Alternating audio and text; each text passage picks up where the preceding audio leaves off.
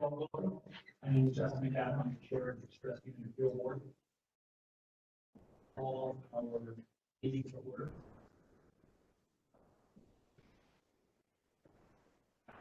Give notice of the meeting from your line.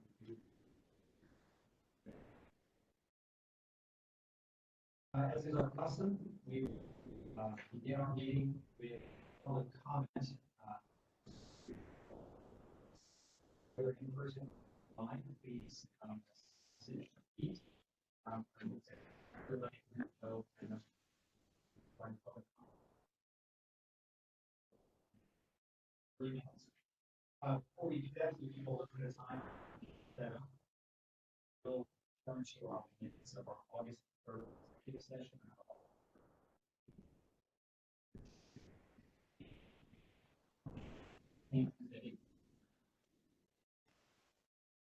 Right, we're not going to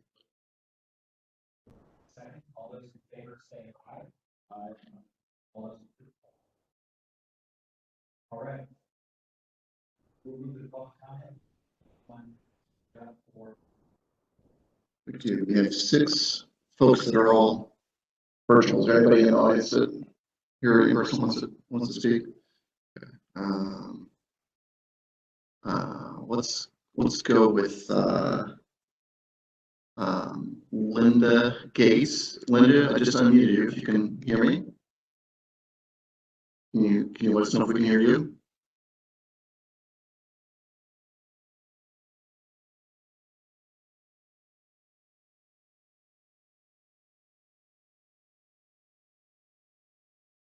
All right. This may be a technical issue.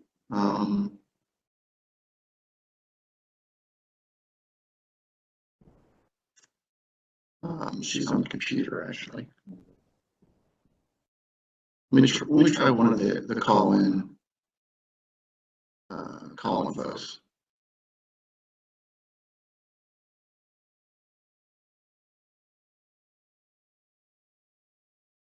Crystal Swain.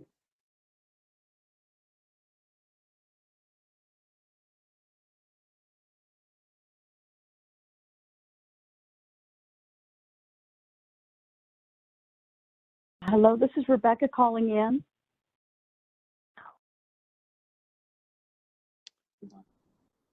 All right, I think I know who she is. Hello. Rebecca, were you wanting to testify? No, I'm sorry. I'm calling into the meeting. Oh, I'm sorry. No, I can't get on. Yeah, I can't get on through my my iPad, so I'm just calling in. Okay, well, we'll just have your audio then. Okay.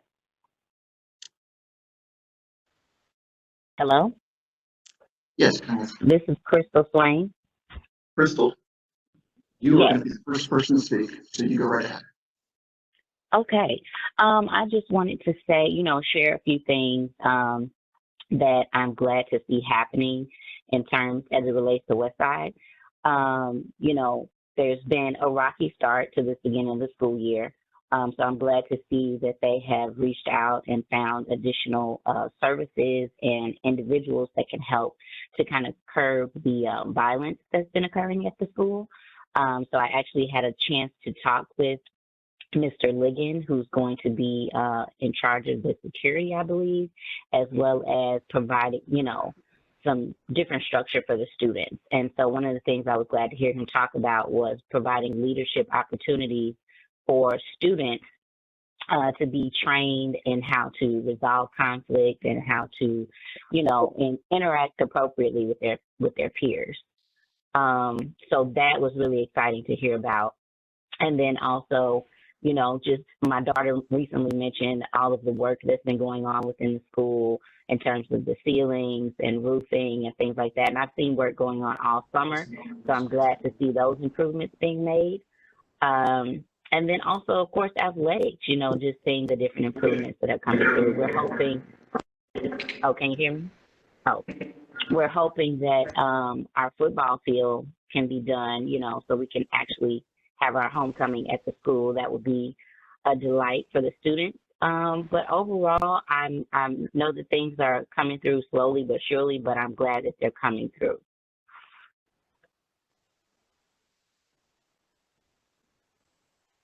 Thank you.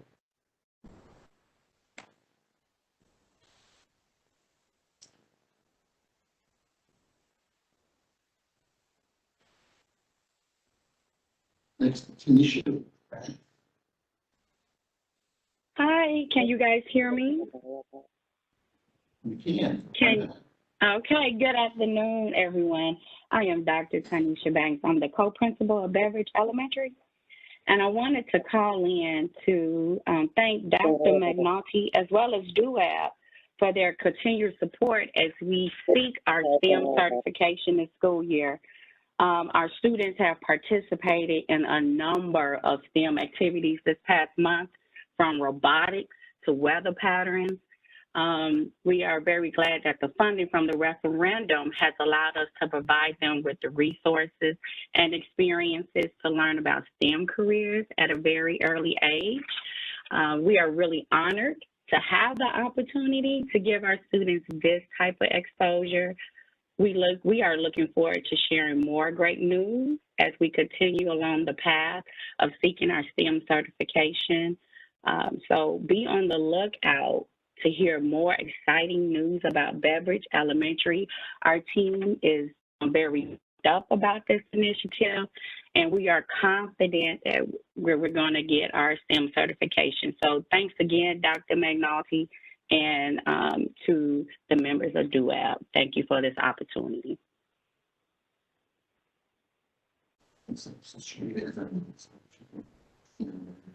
All right.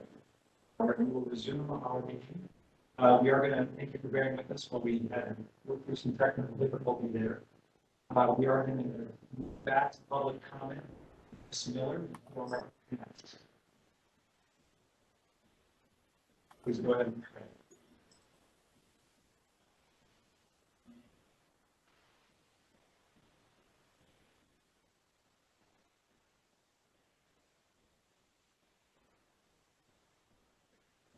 Shalita, we're not able to hear you. Oh, Hello? Hello? yeah, we can hear you now. Go right ahead. Okay, yes, thank you.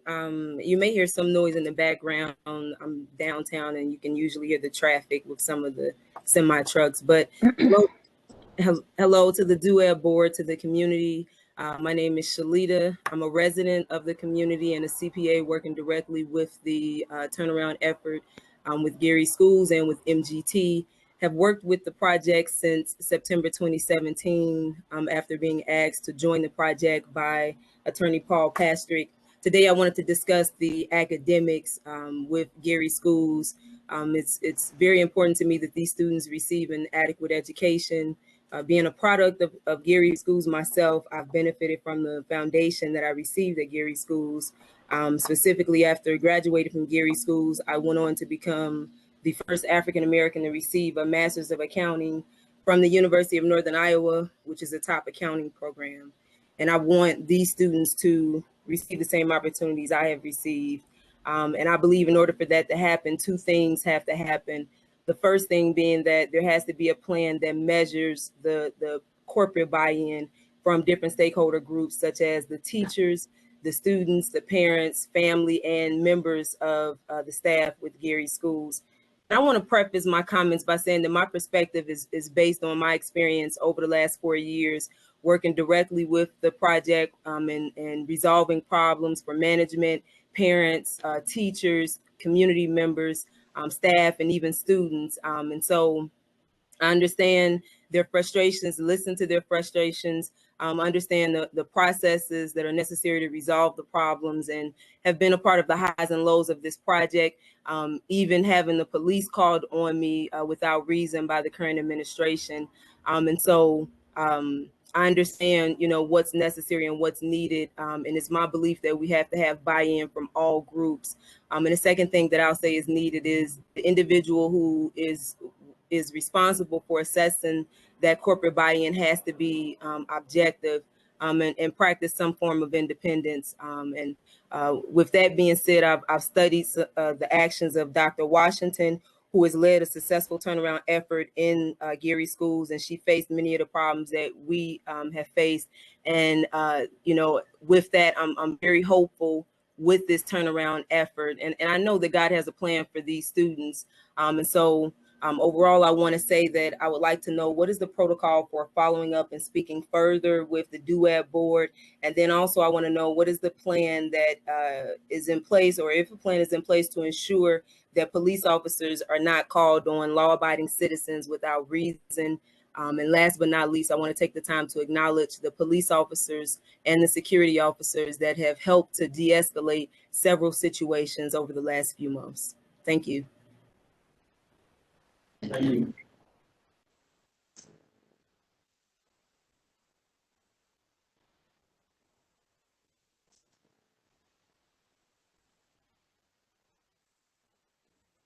Linda Gates, are you hear us now? Linda, I think you're unmuted, Linda, but it just keeps going back to mute. I sincerely apologize. Linda, are you there?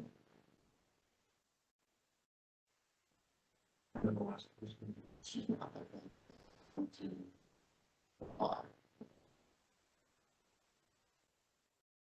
Well, how about we do this?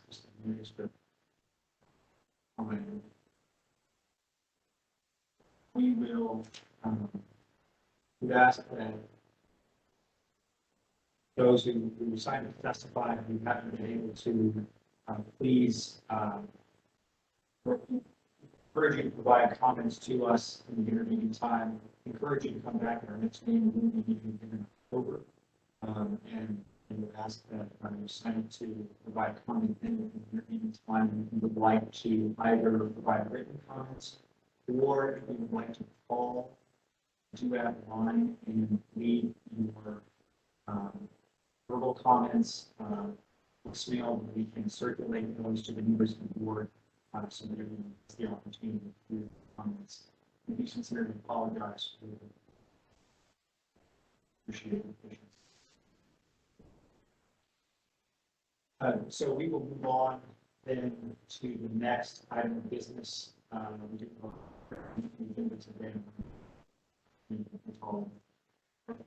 Our next item of business is the appointment of Keith to the Fiscal and Qualitative Indicators Committee.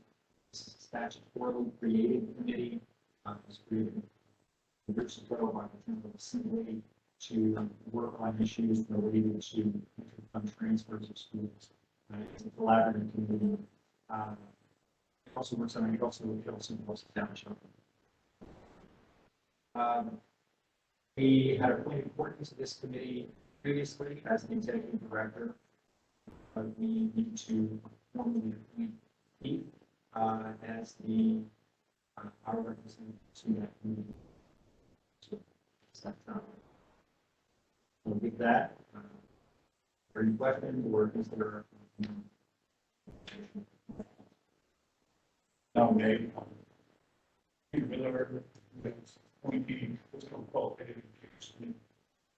Right, for a second. Any discussion on the motion? All right, all those in favor, say aye. Aye. Aye. All those opposed? Justin, I'm sorry. Justin, I'm sorry. This is Rebecca. I'm having a real difficult time with the connection. The voices are coming in and out.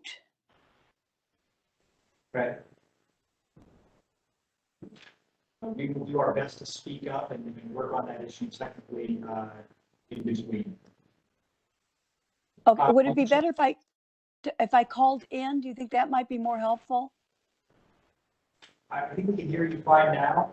It's just a question of whether Okay. we can project when you hear us. Okay. Okay.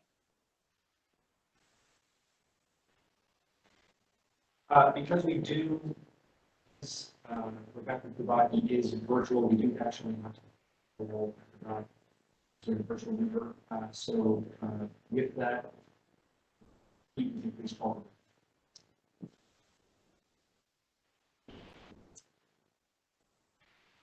I'm sorry, Justin, I didn't get that. Rebecca, we're just going to call the roll on the motion to nominate me to the disappointing. Oh, all right. I move. I second or whatever. Okay. Yeah, it's just, you're just cutting in and out, Justin, more you. Peter, you just came in very clearly, so. Okay. Rebecca, how do you vote on the motion? Yes. Paul? Yes. Glenn? Yes. Chris? Yes. Yeah. All right, we have, thank you for that. Our next, I'm going to skip it out and I'm going to jump down to our GCSE manager update when we come back to the contract authorizations. Dr. McNulty, you want to? Yeah, Ask about what's going on? glad we're in person, not virtually today. We decided to bring another student with us quickly today, because I think it is important to hear from students as things are moving forward and to hear them testify about what's happening in their day-to-day life. So we're going to introduce Ms. Johnson Memphis, who's going to introduce our students and let the students tell you what on their life. Good afternoon, everyone. It's so good to see everyone in person once again. And to those who are tuning in live online, my name is Chelsea Williamson, and it is always a pleasure to be in schools daily to see real time what's happening, and then have the opportunity to bring some of our scholars here to Indianapolis so that you too can hear from them and all the benefits they are reaping in the Gary Community School Corporation. I was just introduced to this bright young star in our district. Her name is Denise Knight. She is enrolled at the one and only Gary Aside Leadership Academy. And she is here with the executive director of the Gary Area Career Center to talk about the program in which she is involved. And I'd like to call on Shelley Martin as well as Denise to come forward and tell us more. Welcome. Thank you. Well, thank you again for this opportunity to do that. It's always a pleasure to give everybody some insight as to what happened at the Gary Area Career Center. I want to start off by saying thank you for approving the purchase of our loyalty equipment, especially our virtual loyalty equipment, because our students are being able to, well, virtually. It kind of gives us insight as to preparing for underwater building and things like that. Our 6 figures with that particular job. So it gives our students like that end up that we need for them to be able to go into these jobs and be able to function on equipment that would allow them to be at the top of class. Denise here with me, she has a wealth experience in our local program. She's kind of had a story. So I'm going to let her tell the story about our local success.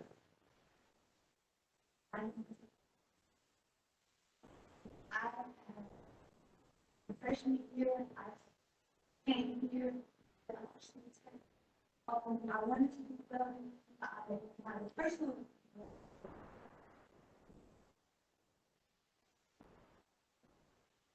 So basically, I came back here. I was sad. So I. But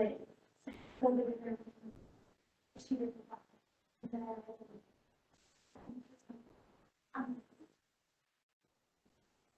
Build things out, but using that make sure that building that we have in that state, I like to make sure that everything was perfect for to actually get hands on with the virtual.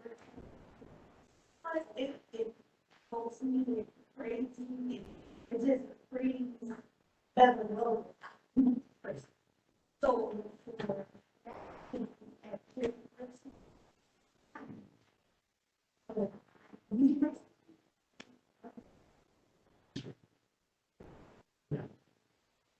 well, Denise actually, she's one of our top levels, and it's very important to have accurate levels, especially female in that particular field, because there's not many. So when we can have students like Denise excel in welding, And we have people that come to us, like, for instance, here still. We have them calling us, usually in my position, I have to go out and find jobs or find internship for our students. But they are calling us and they make my job a little easier. They want our students.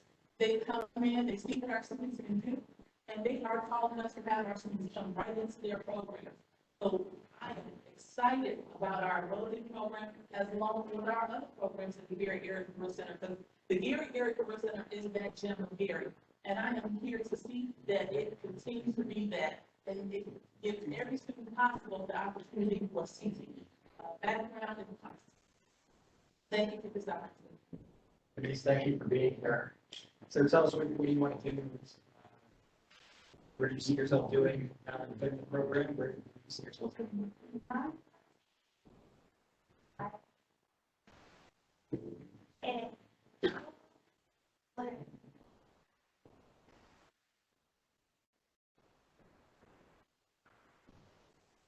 But I love it.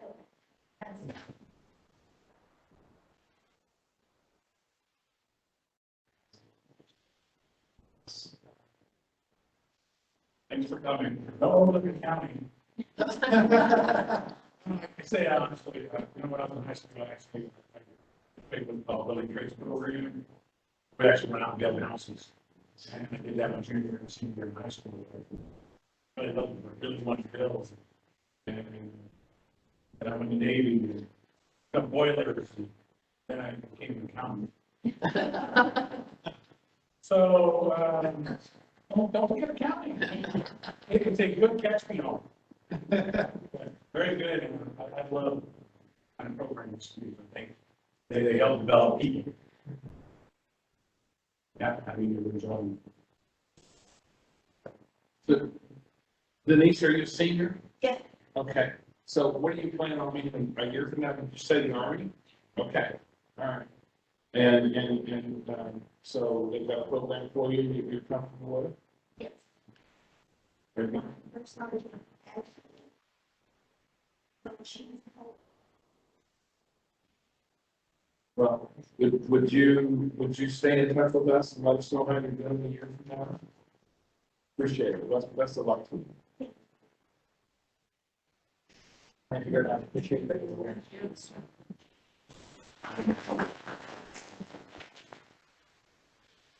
it's hard to speak in front of people, so I'm really impressed because I think she did a phenomenal job. It's a great experience for her. And again, I think this one got shown to you some of the things that I think we're bringing back some of these programs for the students. And so she's a testament to that. So I'm really proud of her and really good students. Okay, so we have some of the things on my report, and I've added to it since I wrote it in some of the but we have begun our annual teacher and parent negotiations for this calendar year. We look forward to continuing the positive, productive conversation as we move forward in the process. We've had one meeting so far. We're going to have several more coming up actually this week, and we'll be posted as that moves forward in the process.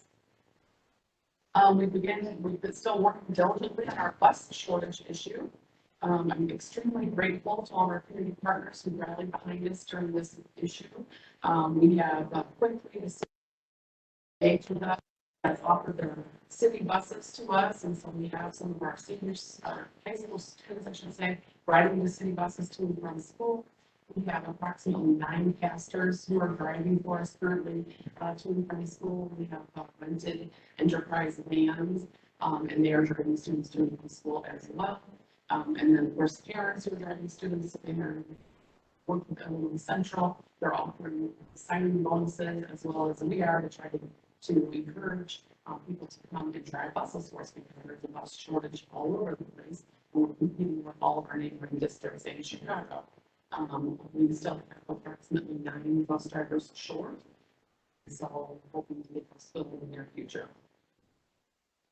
I did want to report because I know this was tragic, but I wanted to talk about the student who exited one of our buses and was shot by another student at the beginning of the school year.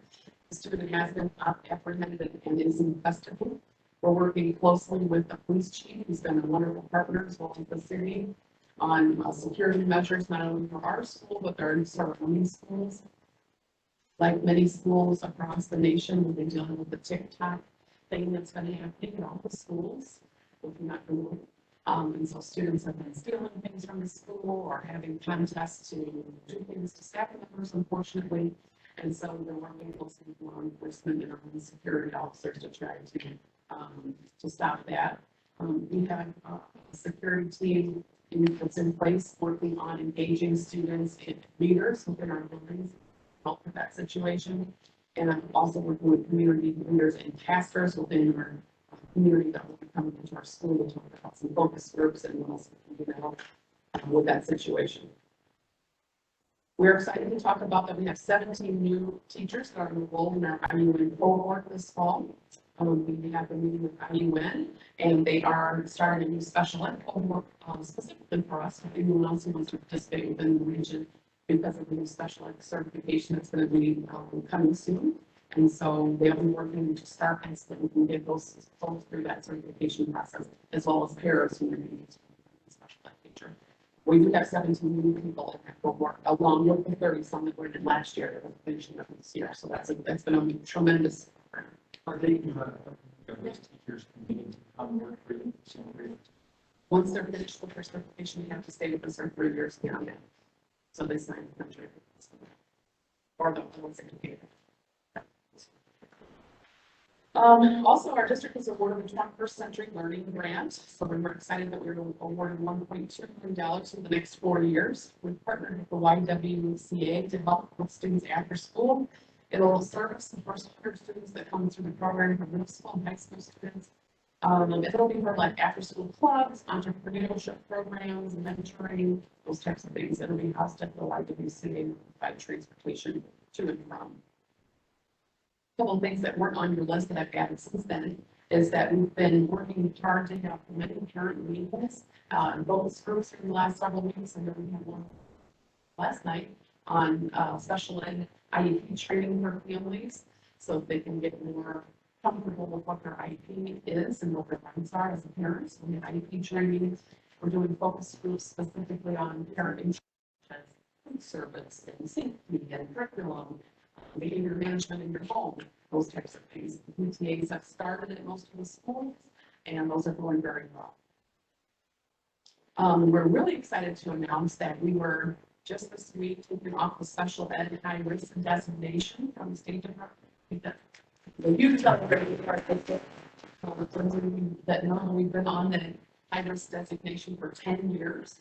So this is a huge, huge deal for our district. We had been on the high risk designation for federal title programs last year, and that was renewed here in the last 6 months, and now this one. So I think both of those are a testament again to the team working really hard and getting policies and procedures and systems in place, and that the league is feeling more comfortable to sustain on our own. So kudos to the team. I also want to talk about that we have partnered with Community Health Network in town in Gary, and they're going to be bringing a clinic into Westside High School for our students and parents. It'll be housed on the east side of our building with a separate entrance, and we'll be offering free medical services to our students, parents, doing things like teen pregnancy groups, wellness, immunization, and then just routine medical care as students need it. So that we're excited and we're hoping to have that up and going by January. And then lastly, I just want to say we're very proud that all of our care positions have been filled, and they've been able to increase the pay at our last DUAB meeting because that enables us to quickly, within days, fill all those positions. So that was a huge, huge thing. So they're all filled.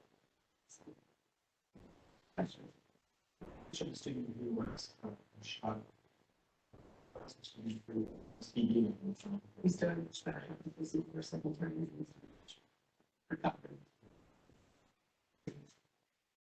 Questions for Dr.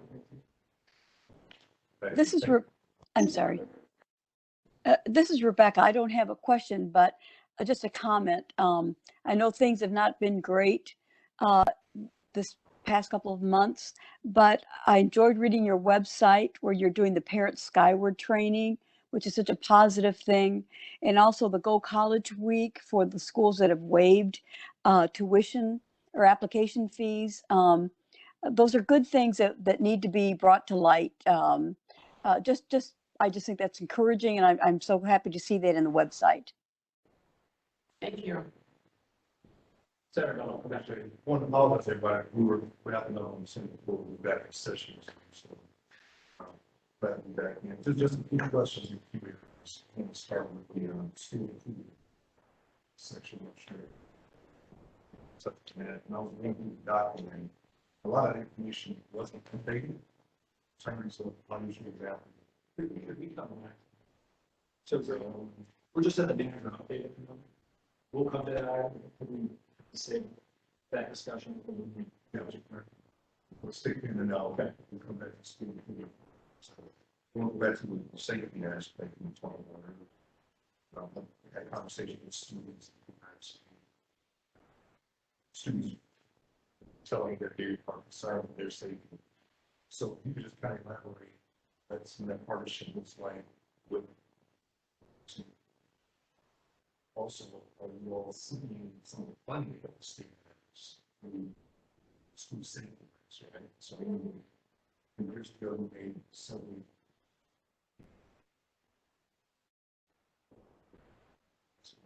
schools to apply for it. Back in this recent, 17 and 18, 19. $1,000 was awarded.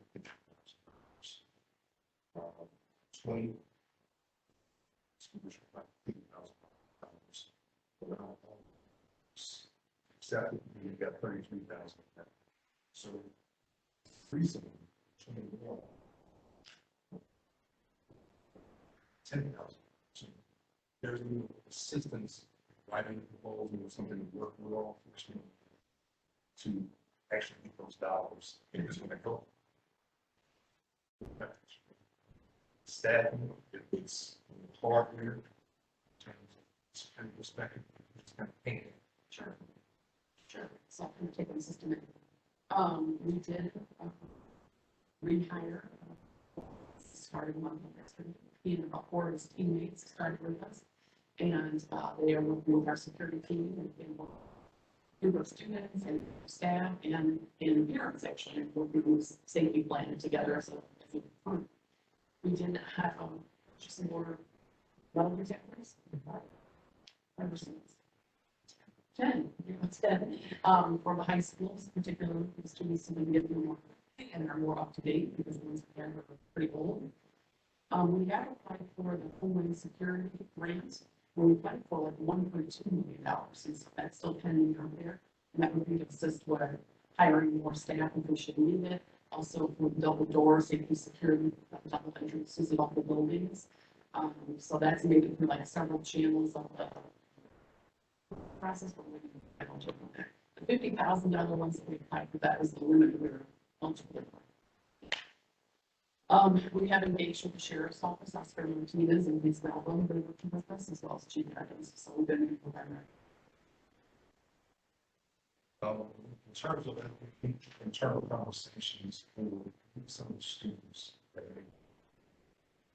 some issues for the systems, opportunities. Night classes, we went to make sure there's some parents and students, we were teachers, manage the classrooms as a student that might be causing some. Exactly. So exactly to your point, so we had a meeting with staff and with the administration and security. There's about 40 students who are instructing the rest of the 1,000 students. And so those students have been targeted by our team to talk with them, talk with their families, and then further interactions that have been moved into a night school, which started already. And so those students now attend from 4 to 7 at night. And are getting their education over at the Career Center, which will be starting back here. And they're doing lots of social work services, MTSS, until they can show us that they can act appropriately at the day setting where they're going to be safe and it's going to be safe for the rest of the students, because those 40 students are the ones who are doing most of the fighting. National social media. It's the best way to in terms of That's a mix, to be honest. And so as a former high school principal, I was telling somebody at the meeting earlier this week that we had I've gone both ways. When we try to take cell phones for students, that's a nightmare. Trying to confiscate cell phones is a nightmare. We need to do a better job of trying to use it in a way, but that's an ongoing thing in all of the schools. The students need to have it in their pocket on mute and only pull it out as needed, kind of parents or whatever, but it needs to be put away for instructional time. But that's a constant teaching and having students help teach us to go to appropriate in the school. Yeah, so you might have done, I think, when we're talking about school safety, a lot of it is not just police officers, for observation, but we also have to teach better behaviors and also, keep the kids engaged, keep them busy. The kids who are busy, a little bit of time after lunch, or they can find something, cause them to be missing. We have issues, so we've talked about as a team, we have to have a part of the events, security, metal detectors, the hallway monitors, but then it also needs to be incentivized, coaching kids up on behavior. Or, those clubs, having lunch clubs, so that, kids, when they're done eating, have something to keep them occupied about. It's starting an argument. So we're working on it from both sides because to keep kids safe, you have to do it from both angles. You can't just do it on one side. So currently we have a 45-minute lunch, which is too long. And some kids are done eating in 2 minutes. And so we're going to have 30 minutes to try and sit there. So we're going to begin this week with one correction lesson, a bunch of people, for the kids to develop what clubs they'd like to see during lunch, whether it be extra tutoring during lunch, whether it be a gaming room, whatever those things are. So they're giving us about 10 different ideas for us to start implementing with them. They have someplace positive about them to go during lunch. They're not sitting having problems at lunchtime. So who are the situation? Sure. What's the one policy? So students get to learning that saying bus. Runners, you have. Is there a better way to say, okay, these students will stay here and someone has to pick them up? Just to ensure that safety. Or is it something else? Yeah, absolutely. If we know about it, for sure. But that happened to us, the student accident and loss and happening. Absolutely, we didn't know that there was something really serious or comparison injury. We had not. Maybe first action, speaking of 30 students or so. How to center this question around the situation where you're right now, something classes. Just holding that in, or is there? Yeah. Incremental, pathway back during the school day. Sure that they're, transitioning well, getting lots of social services around them, that they're coming in and involving themselves in some clubs, that type of stuff. They have to be good attendance with their grades, so there's things for these students are from insurance, they've already got 10 and 12 behavioral referrals, fights, that kind of stuff. Is the role is before 7? Is that to isolate them from the other? CTE stands. Okay. Is that? I've seen other models. Other models would be having a separate facility of size appropriate for the number. Also being done during the school day instead of from 4 to 7. Obviously, you don't want to have anything, but reality isn't. So, are you looking at some other model maybe, or is it 4 to 7 in that same building? Is that the best? Or do you consider something? Talked about it. My past experience was going to be built at the old home. So I'm hoping not to have to do that. I'm hoping to continue some teaching with pro-social skills. Is that it is unique to Gary. We've seen the amount of students that come back after COVID.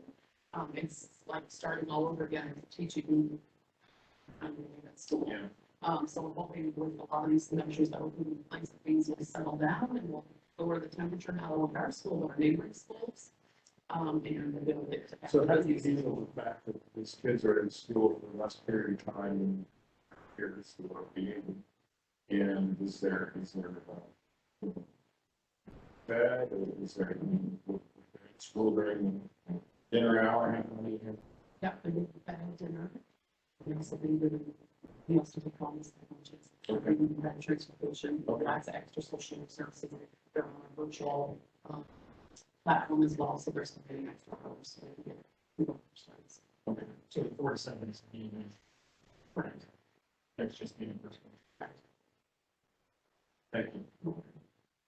Very big challenge, big challenge. That's the challenge.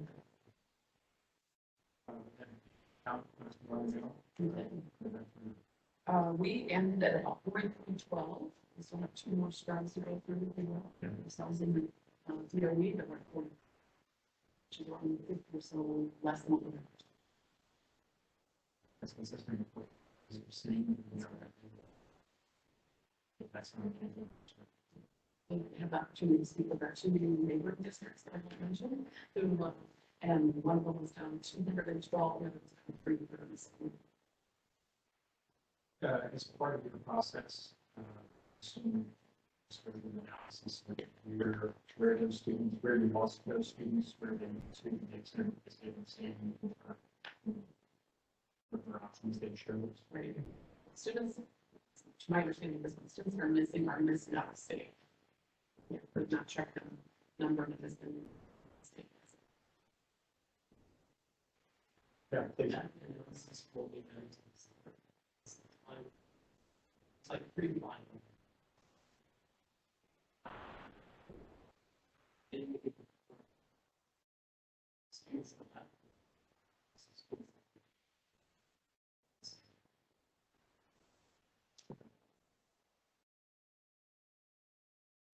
Dr. Melty, one of the issues we've been talking about this couple of years is truancy. Give us a quick report on seeing improvements there and where it really is. Yeah, so it's been 40 some students, so it's still it's become truancy, and so Rapids on this report from them, they're working very closely with the court system. They've been wonderful partner with us this year. So the judge and her team have come out and met with us several times, and training with us. They're going out to the homes and knocking on doors. We have our truancy people knocking on doors as well.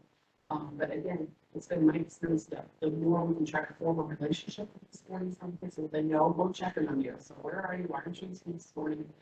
You don't need to go to school 10 o'clock. School starts at such and such. That's going to make the difference. So we're working on it. So the numbers improving. So numbers super maintenance. With the numbers that have gone down, you know how many of those students started the school year in the district? We don't have to do that. Because I'm interested in this. What were to the district? Now, how many students actually started the school?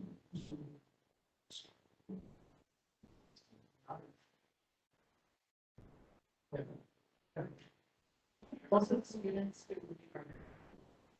did not start. These children, they weren't with us, they left. The students who were the schools. That's area numbers increase. But getting the school here takes a lot of effort on behalf of principals, any liaisons, teachers, calling kids. School has started, you gotta show up. Kids that were on our rosters from last year that no other district had claimed, so we knew that there was still a potential child.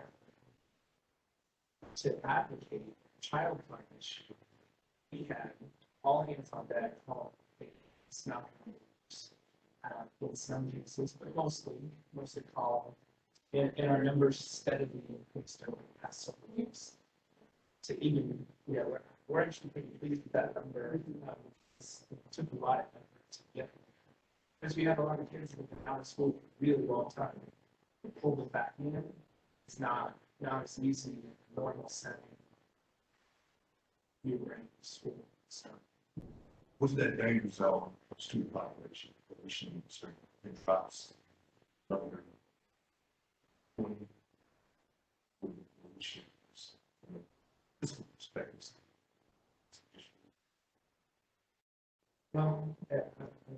We don't want to lose any kids. Yeah, we don't want to lose any kids, so, I don't know if there's a magic number, but, yeah, we want to continue to engage with that. I don't know if there's a magic number. Oh, that's a thing. Sure. Objections, so we should our student population maintain this level so it doesn't impact overall delivery. So that's- Forecast, usually have an APM confidence attached with that, and it's always been trending in a positive manner, so I haven't, budgeted anything different in terms of the decrease, but now that certified number, that would be updated. But, I mean, it's been optimistically broken, so I. And maybe I'll add on with somebody, break even analysis. For the fixed costs that you have, remember teachers, if you lose 12 students, you're gonna get it to break even, you're gonna have to go down, or if you need a certain amount, you make your debt payments as part of your level there, so it's going to be knowing where that level is for continued sustainability, but also progress forward. That you have to know. Sure, so I think what we did a little bit differently this year was we didn't hire full staff positions until we actually had lots of seats, which I think is a little bit different from what we've done previously in the district. So it wasn't until, you get another, 18 kids, then we hired another teacher, another 18 people. So it wasn't, we didn't do it the other way around. And we're going to pick the teachers, and the kids showed up, and we were really happy. And so we have many teachers that were hired after the school started. Once we literally physically went around and counted butts and seats. That's how we are able to control the process of our staffing. I guess the other comment I would make is we are able, if we get to a point eventually, because if there happens to be more rapid decrease in student numbers, we are able to use ESSER funds to supplement student tuitions. Dr. McGrawley, where did you give us a sense of what was the spread between the elementary, high school, or Elementary, mostly elementary. so how did that affect your student teaching ratio? Well, it didn't really, because we didn't hire those staff members until we had the process. And what is your student teaching ratio? I've been on the grade level, so for example, kindergarten, we try to keep it under 20 or so, because the school has need more hands on. Elementary, 25 or less, so the same for middle school. High school can be higher, we still have to keep it 25 or below, but if there's a specific class that has a specialty license, like AP biology. There's only one of those, so that teacher might have more students, or they, those students, that teacher might have more students. So do you have a specific concern for any grade level, like where you are really? And orchestra. Yeah, which is great. Yeah, I command and one teacher. So we are actively searching for the orchestra teacher. It's hard to find. And it's a great, that's where so many students are going to take that as a class. Thank you. We have one last question.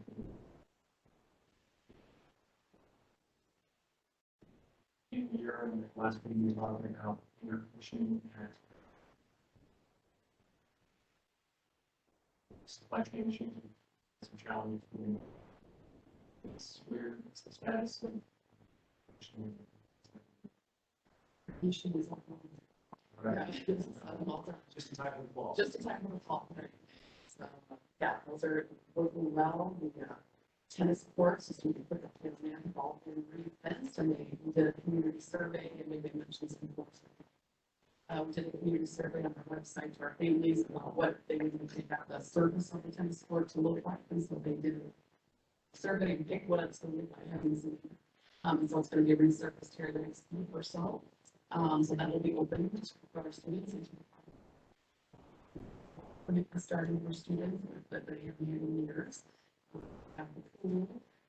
And have person that's coming and giving us that quote and what it's going to take to fix the pool. We're starting with a big need in our school district and our community.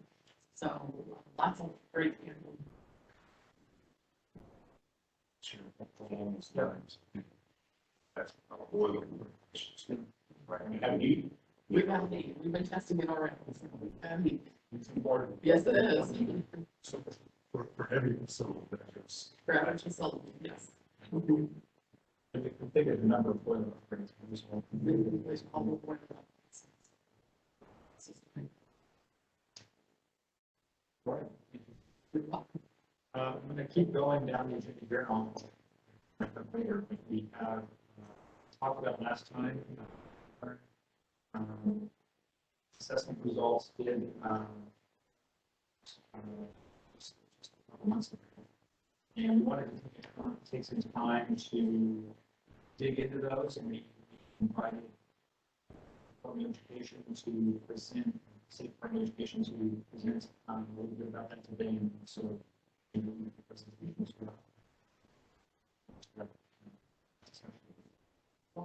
I'll have to move the news for you to present first. So that we we'll just back and forth. Yeah, please, go ahead. Can you introduce yourself? I'm sorry. I'm Dr. Smith,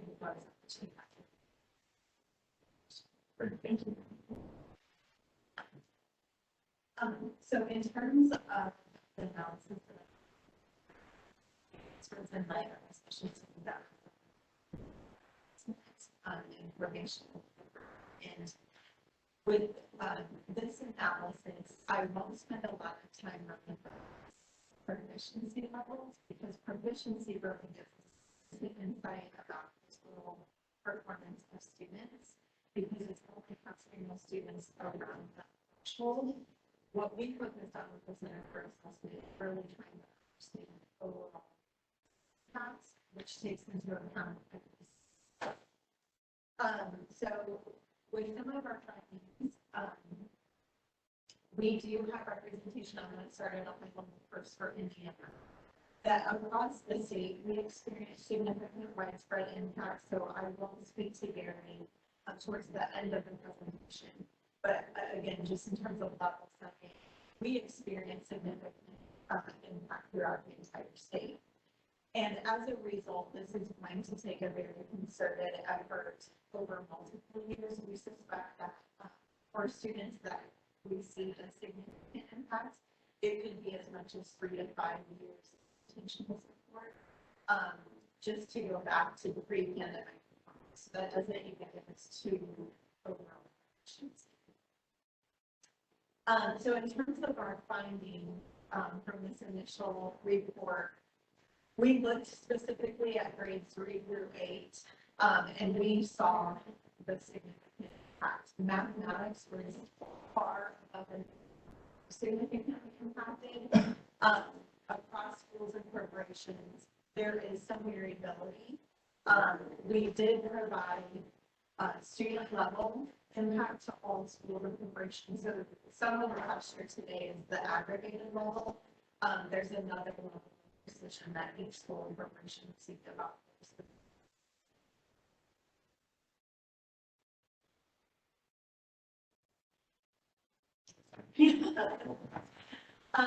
So this slide highlights, again, state level, the representation of significant and moderate impact. This is a snapshot that shows you that the significant impact occurred across the board.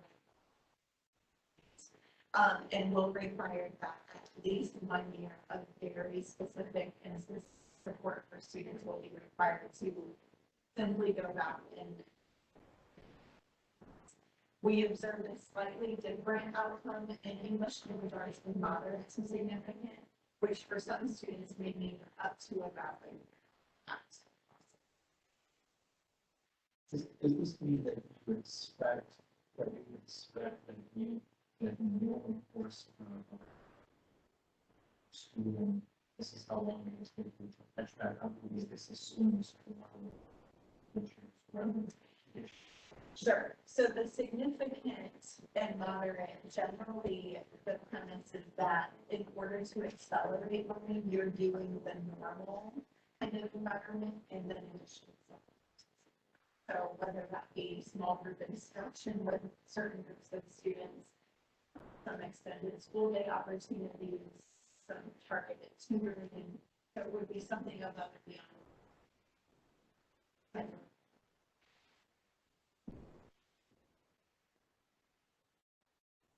And then I'll roll quickly through some of our next charts just to kind of take some distinctions here. We do have the ethnic represented. And what you'll notice here is this is where we have to kind of put the additional lens of proficiency on in addition to just the growth calculation. So we see similarly to the 3 through 8 analysis that mathematics have this impact. Then if we look at English language arts, you'll notice that there's 3 student populations that kind of indicate that significant impact: Asian, Black, and Hispanic. However, again, for additional context, Asian students typically perform higher than Black and Hispanic. So while they received significant impact in light of the pandemic last 18 months, their overall performance was still at a higher level. And then we have special education and English learners. And again, to provide a little bit of context here, what we expected to see based on some of our other results is that in the column that we would have had for general education and education. But what we did observe is that actually special education was higher. So there's really 2 scenarios where that could arise. One being that special education students received a higher level of result were moderate, or if their growth wasn't impacted as much as we suspect, then their services pre-pandemic. So this is an area where locally we have really urged corporations to better understand what they're providing to students during the pandemic, because this does aggregate. And then in terms of English learners, again, they are a student population where to target some support, they were significant.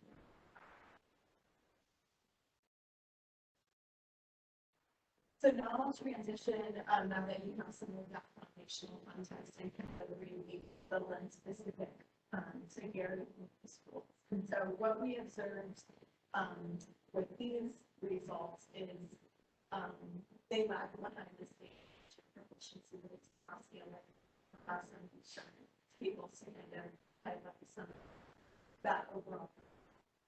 And we have the lowest national population on housing rate for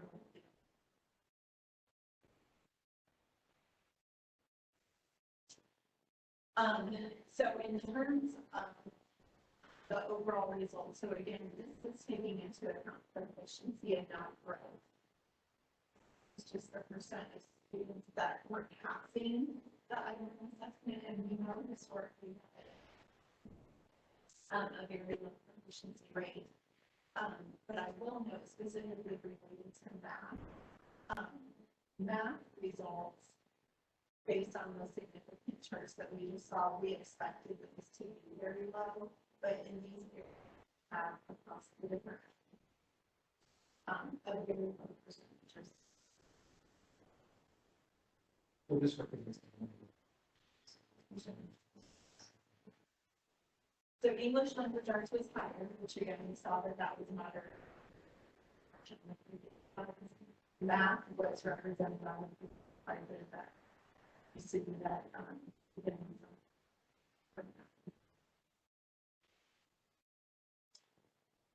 Doctor, how do these rates, rates compare to when they were 3? I can't speak to that specifically for Gary because I wasn't part of that analysis. Additionally, what we saw at the state level across the board for items went down around 12 to 13% in math. That's state law. University of Iowa. It was 20%. That's correct. So we only have 2 years. That's correct. So we don't have. That is correct.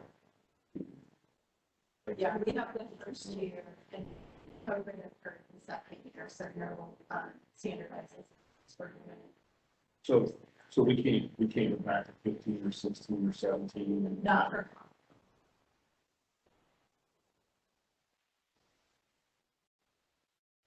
Kind of hard to make a decision when you have to do that. And then in terms of some of our specific student populations, again,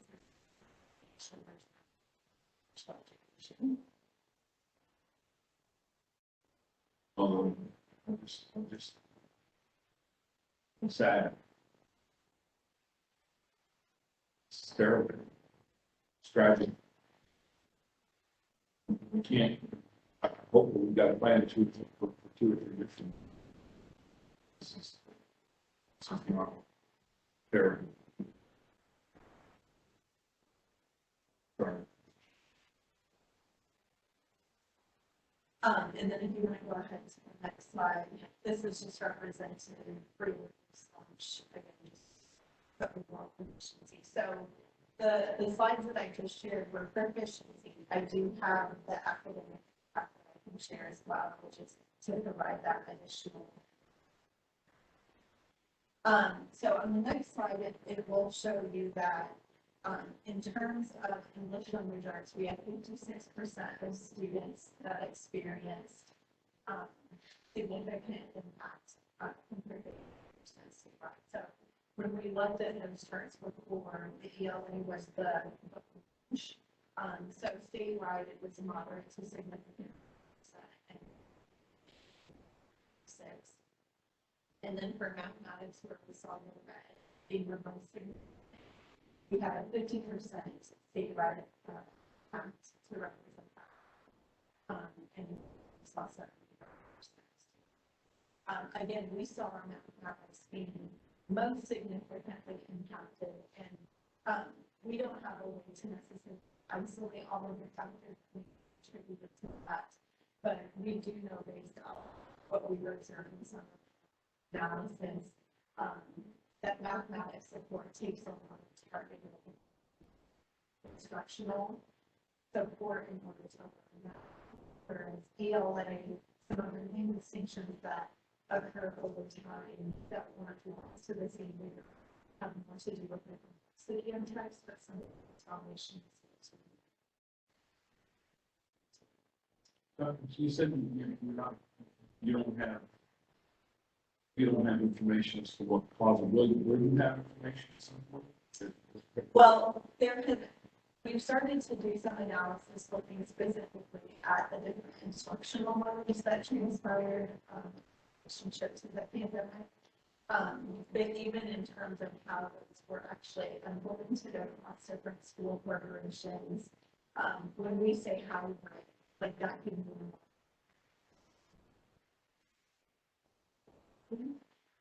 So some of those factors were not really to really understand. But this tells me that e-learning doesn't work. And I'm making a very general statement here, because as you said, virtual could mean something to 12 different things in 12 different school systems. But to me, this says e-learning, at least at the elementary level, it doesn't work. Yeah, to say that a slightly different way, we have analysis right now that shows us that the level of impact is lessened when students first move. So not that they didn't receive it, we know that across the board it was lessened. And that's not to take anything away from the efforts of everyone to try to make it work. Right. Believe me, I'm well aware of those efforts.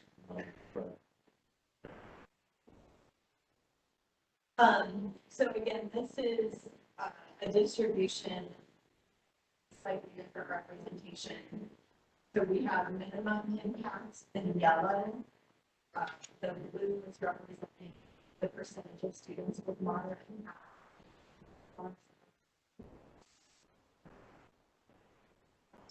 So this again shows English language arts, which we know is not the significant as math, so we'll show that all in this, but across the board, about 56%. When we say describing that, it's relative to where we would expect that students to have been. You know, Yeah. And so it's the degree of acceleration to return those great. would be great.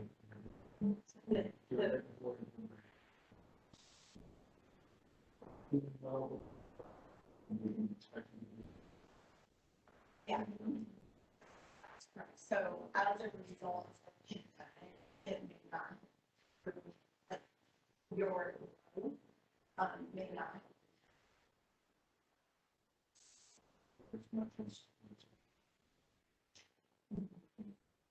That may not necessarily be. Right, so that's kind of similar to the conversation we were having. Special education programs where they were moderately impacted in the system. So trying to understand what was their pre-pandemic support. Right.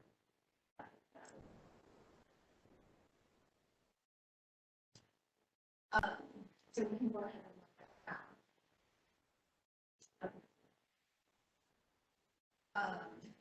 So on the math, this is where we see more significant impact. So again, across the board.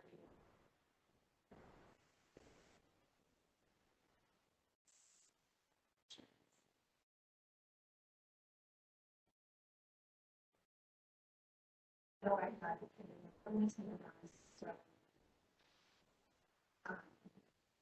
so I think in summary, done a lot of analysis for information.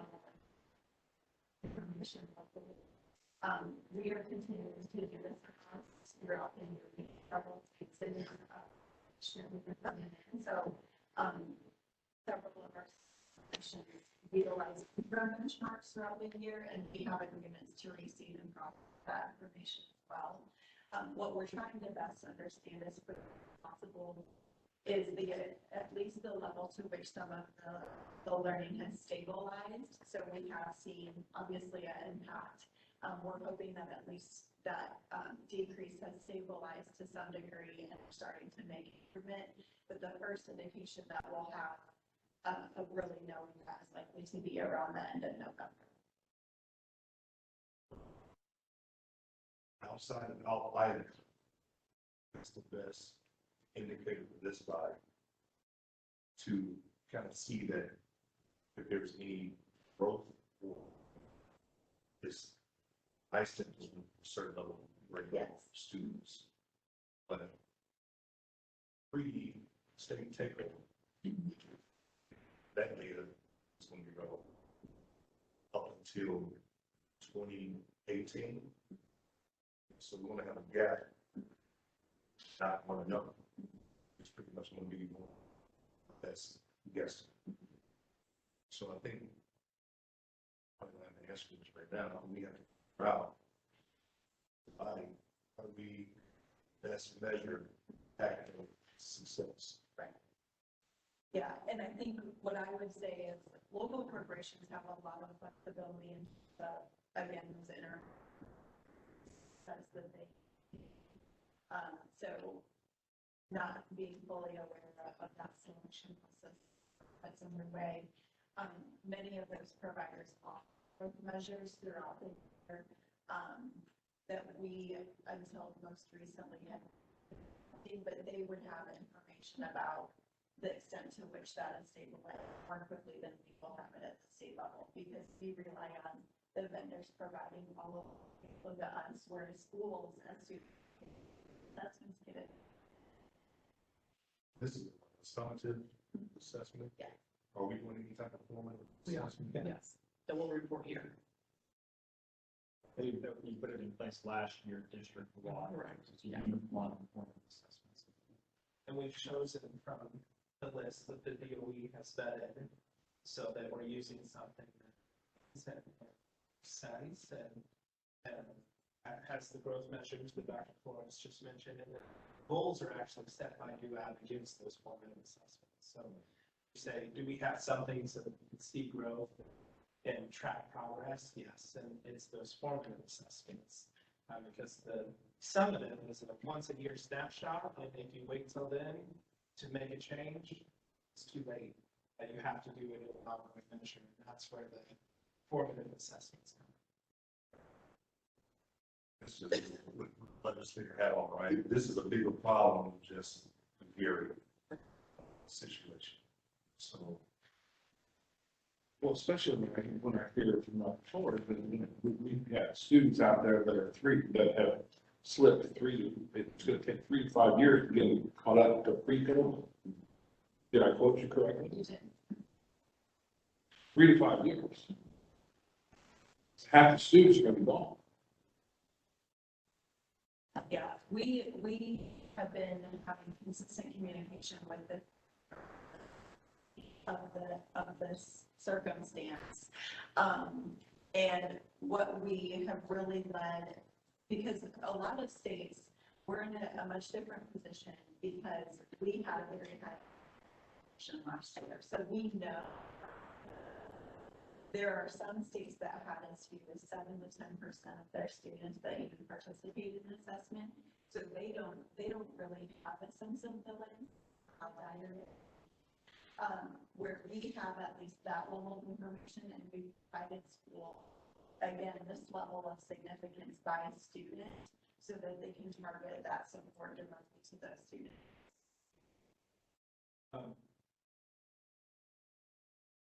Are there recommended steps that schools ought to take? So formative assessments, they ought to be. Recommendations there around intervention. Out of these kind of So last year in March, we started to dig into the research base that kind of aligns to because other countries have not necessarily COVID in this way, but they've had environments and experiences where students are displaced for a really long time. So we dug into a lot of research initiatives from other areas to better understand what are some of those best practices, what do we need to have on our radar. And in essence, it boils down to a few.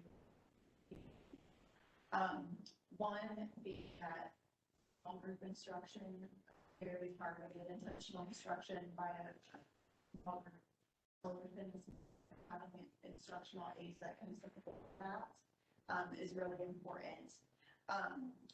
Another being that additional time, if done well, also can be successful initiative. I say with it done well because just because you add time doesn't mean that it's necessarily productive. So again, being very intentional about how that time is spent. And a couple of things that we are really trying to support as well from the department's initiatives, we have, based on our results, special education and English learners are 2 student populations that have significant impact. And we really need to be working with educators that serve those populations to understand the type of individual plans that have been defined, what are their grade level content goals, and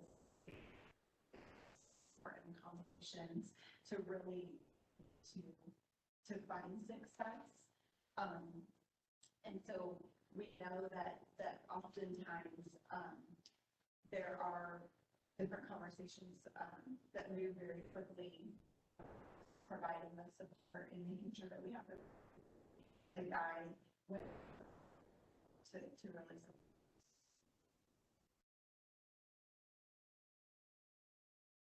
questions. Or as people move to. I've done this question. This is primarily for DUAB body. I assume for GT administration. I think when we looked at this process in the beginning, it was, I'm talking about the very beginning, it was primarily financial. And academics got squeezed in it. It was clear record reflects that. I think that when we talk about steps forward, potential transitions down the road, community needs to understand that this is, there's a lot of factors. I don't think they will understand the gravity you just mentioned, right? That because of the pandemic, it's hard for us to compare data. Don't have. And it's sad. Can't know how to measure success in education. And that's what's really starting with me. So I think as we move forward, let's keep that on the table. I know we primarily talk about financials around here, the numbers and this body, but can't forget that we got to figure out as we're looking offer hope to the community, what is hope going to look like when a parent or business is looking to be very see what the state measures use as benchmarks for tests and see those scores. Not going to be understanding dynamics of pandemic versus state takeover versus so many different layers. This is going to be extremely complicated to communicate. And I don't think just rely on TV communications. The state, talking about DOE, everyone just like you're today. We have to communicate to the community why it looks this bad. Folks aren't going to understand it.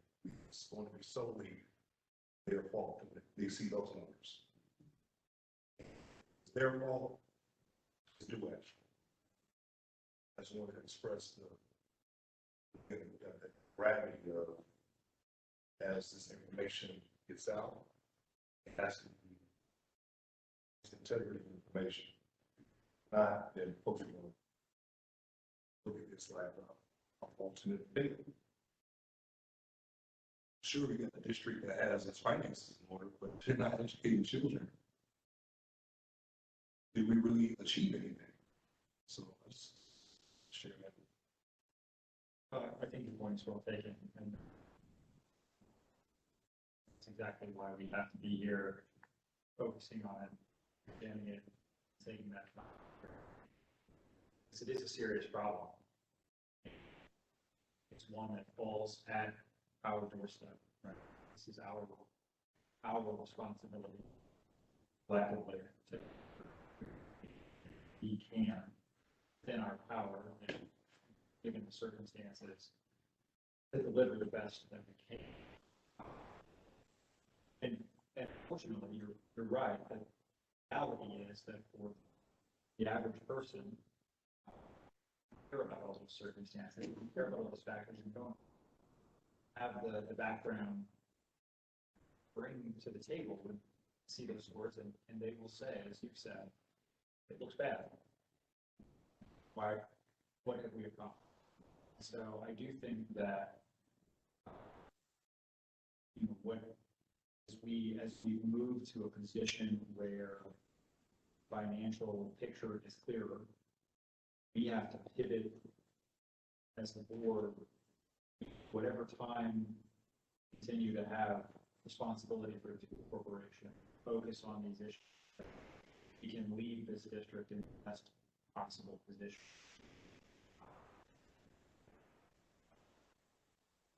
Even if we can't ultimately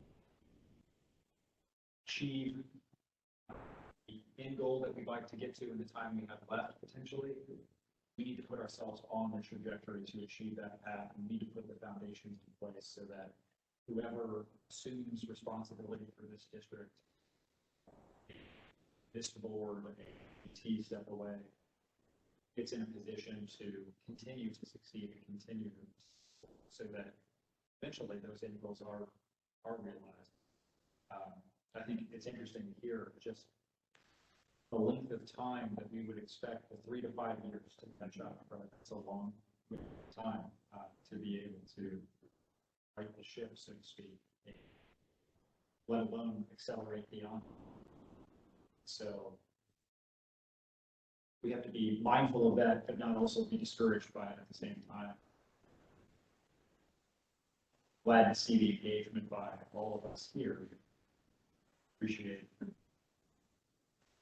coming as well to help us understand the issue and push forward. And I'll just say this, the reason why I shared that way, that passion, I don't want us as a body, I'm only going to be here for a couple months, or the legislature, we got one. I don't want this body to make decisions to prolong something, because we haven't been able to achieve that academic success. The community is ready to return back. I believe that there should be a transition, there should be a process in place where it's inclusive of everybody to look, you know, what is identifying the superintendent like, what is the governance structure going to look like, and we collectively work with that. I'm sure the community might, but I don't think we should get to a point where stretch it out because we didn't hit this target academically. I'm a product of the school system. If people run as a product of the school system, we've done it before. We can do it again, but we got to put that at the forefront. You know, financial, again, it was adjustment. But right now, the change happens. Yeah, we got to be very aggressive in showing the community this is the primary focus. Well, and to your earlier point, you're right. There's no question the legislature's intent in giving control of the school corporation to this body was financial. It was about a financial turnaround, right? That we need, we don't necessarily need to say to ourselves, we have to solve all these other problems before we can move back. That would be part of the conversation. You know, the legislature has to write that next chapter, and obviously we'll be part of that as a legislature. And what was the mission? Trying to leave the best foundation. Mr. Chairman, I would just say that the Senator Melton's points, again, well taken. But we have pivoted. We pivoted a year ago towards, and very purposeful pivot towards academics because we knew that the fiscal health was improving rapidly. So we're focusing on the academics and appreciate the Dr. being here. And one last question, at least for me, I think one last question. The 3 to 5 years, if that was another school district that had the same, is it the same 3 to 5 years? It's not just Gary 3 to 5 years. It's in any school district that has a severe or, okay, so this is a statewide, it's not, we're not just picking on Gary or. And simply from a research perspective, as you think about each individual student, they're receiving that varies across the board. So right now, we hope that acceleration is happening everywhere, and that as we continue to do analysis, we see improvement. And I hope that I'm wrong about 3 to 5 years. I hope that it moves more quickly than that. But again, we don't have control over all of those factors every single day that may or may not be. Well, my sense is sitting here and observing what these folks have done over the course of the last 18 months. I just want to make sure it's clear, at least from my perspective, that I think that they have done everything that they can possibly do, improve technology, increase the time in the classroom, hire more teachers, give them more pay our bills on time. Implement those, not only the testing that needs to be done both on weekly or monthly basis. So, and I'm sure I'm leaving multiple things out of the list, so we have pivoted towards the academic part on purpose. We talked purposefully about that, the chairman and I, and then the previous executive director. And so we'll just, I'm saddened, but again, hopeful, because I know the heart of those folks up there, the teachers and the administrators. And so you, like you said, you've made it happen in the past, and it will happen in the future. We want to make sure we keep moving. We are. But it would be to the student. I know. Can I ask you a question? Do you like going to school? Other kids your age like going to school? Do you know why? I mean, what? I think, honestly, like, I love going to school. I did. Enjoy it. High school, college, love school. But that's what I'm looking at is why. Me personally?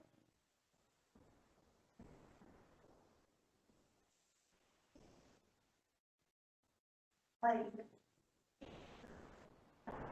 mothers or fathers.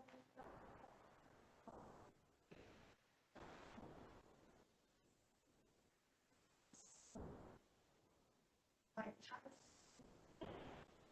they always can't be. But I to try to do something. So I want people to so why not because hey,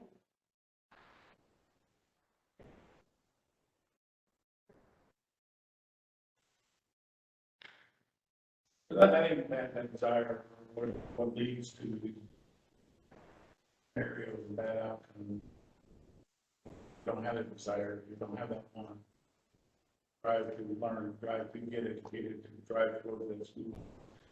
That's part of what needs to be looked at. How do you gauge when you have these type of issues that quite difficult for a person that's a young teenager, difficult for a young adult. Oh, Lord. How do they deal with that? And teach percentage. Can't forget it. It has to be a learning. They have to want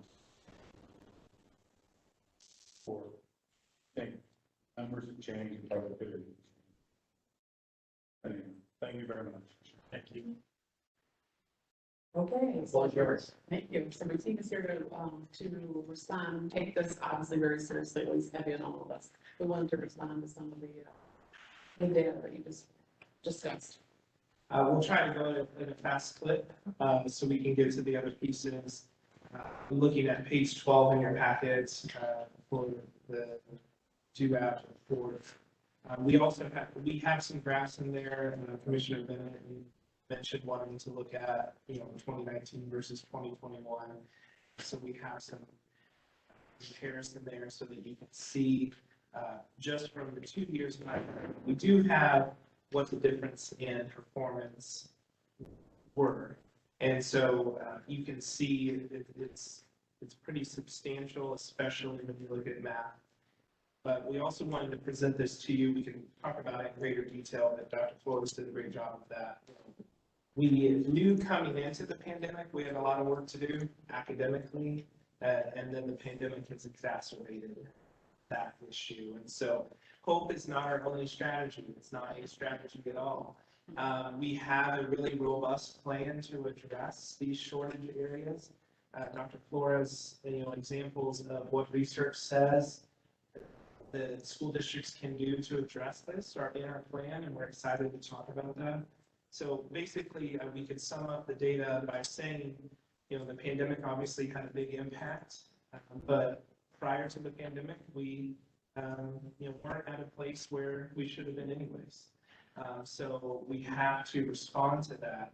And the strategies that we have are really new for the school district and the staff.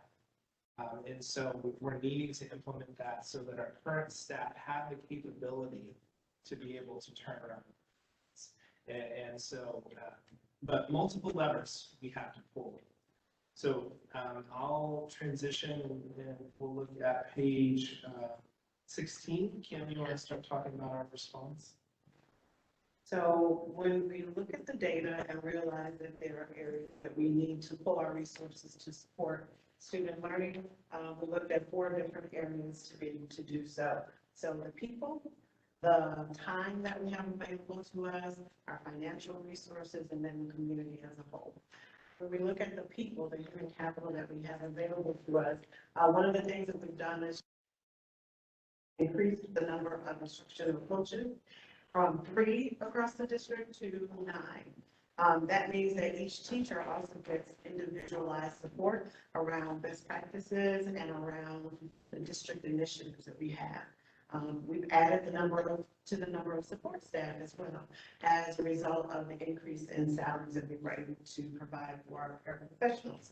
So our students also get that one-to-one and individualized instruction, which they so need.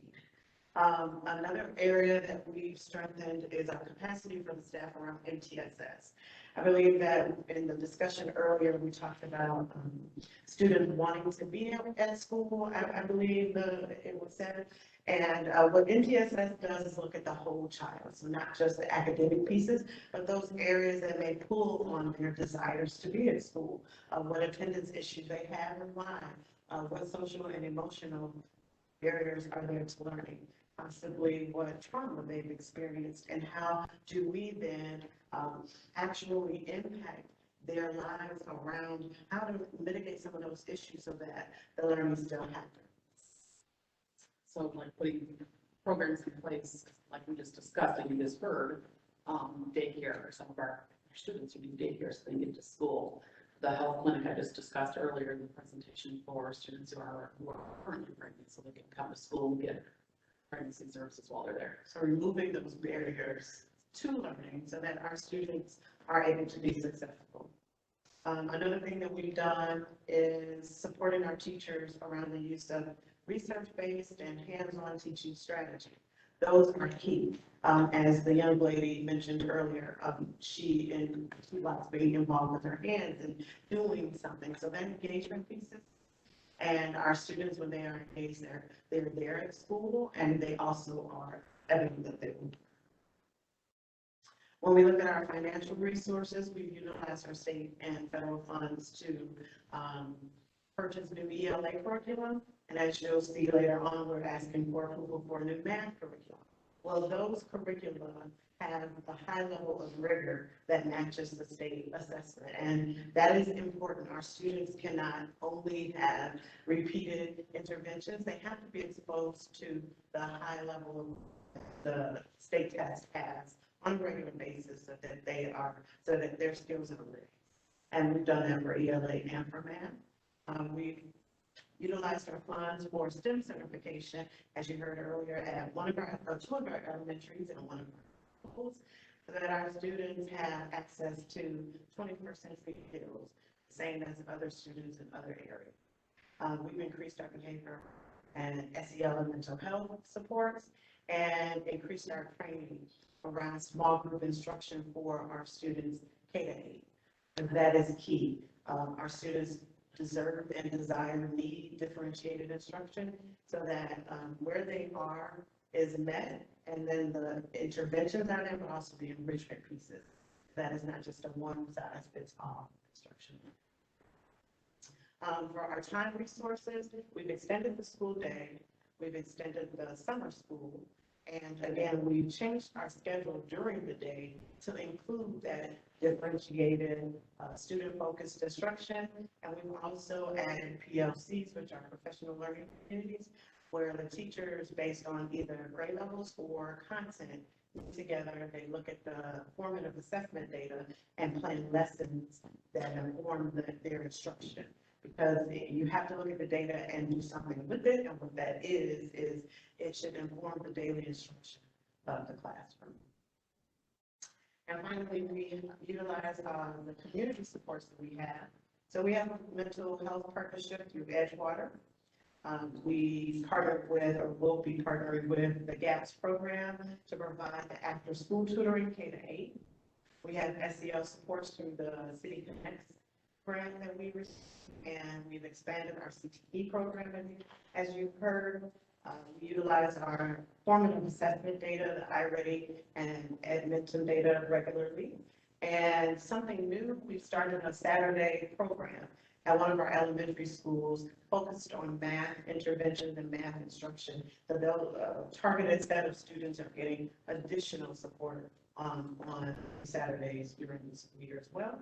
We also have the Institute of Leadership and Performance Improvement. So we're excited about all of those. And finally, the strategies that we've chosen are research-based, and they are proven to impact learning. We realize the time that it takes to catch our students up, but we believe that we have the things in place to do just that. It just takes a concerted effort of everybody and understanding that these are the things that need to have happen. Any questions? Dr. Flores mentioned she gave us the three recommendations. Four if we include assessments. Sure. You guys have done that. This is right, we were on the, Extended school day, Sure. used in a quality way. So talk to us a little bit about how you're using your extended school day. So in extended school day, we have the after-school tutoring that's going to be focused on a program called vocabulary, which is it's a way of having students think about learning or engage in learning in a way that allows their brain to memorize, but it also connect with the content. And it's ELA, math, social studies, science. So that's one way that we do. It's the vocabulary that they're going to be exposed to on the test. So specifically that vocabulary. And then the double blocks of reading and math will be implemented as also during extended. And So not only is it time of the day, but all. And then what we do in the day, so we focused on literacy too at the elementary level.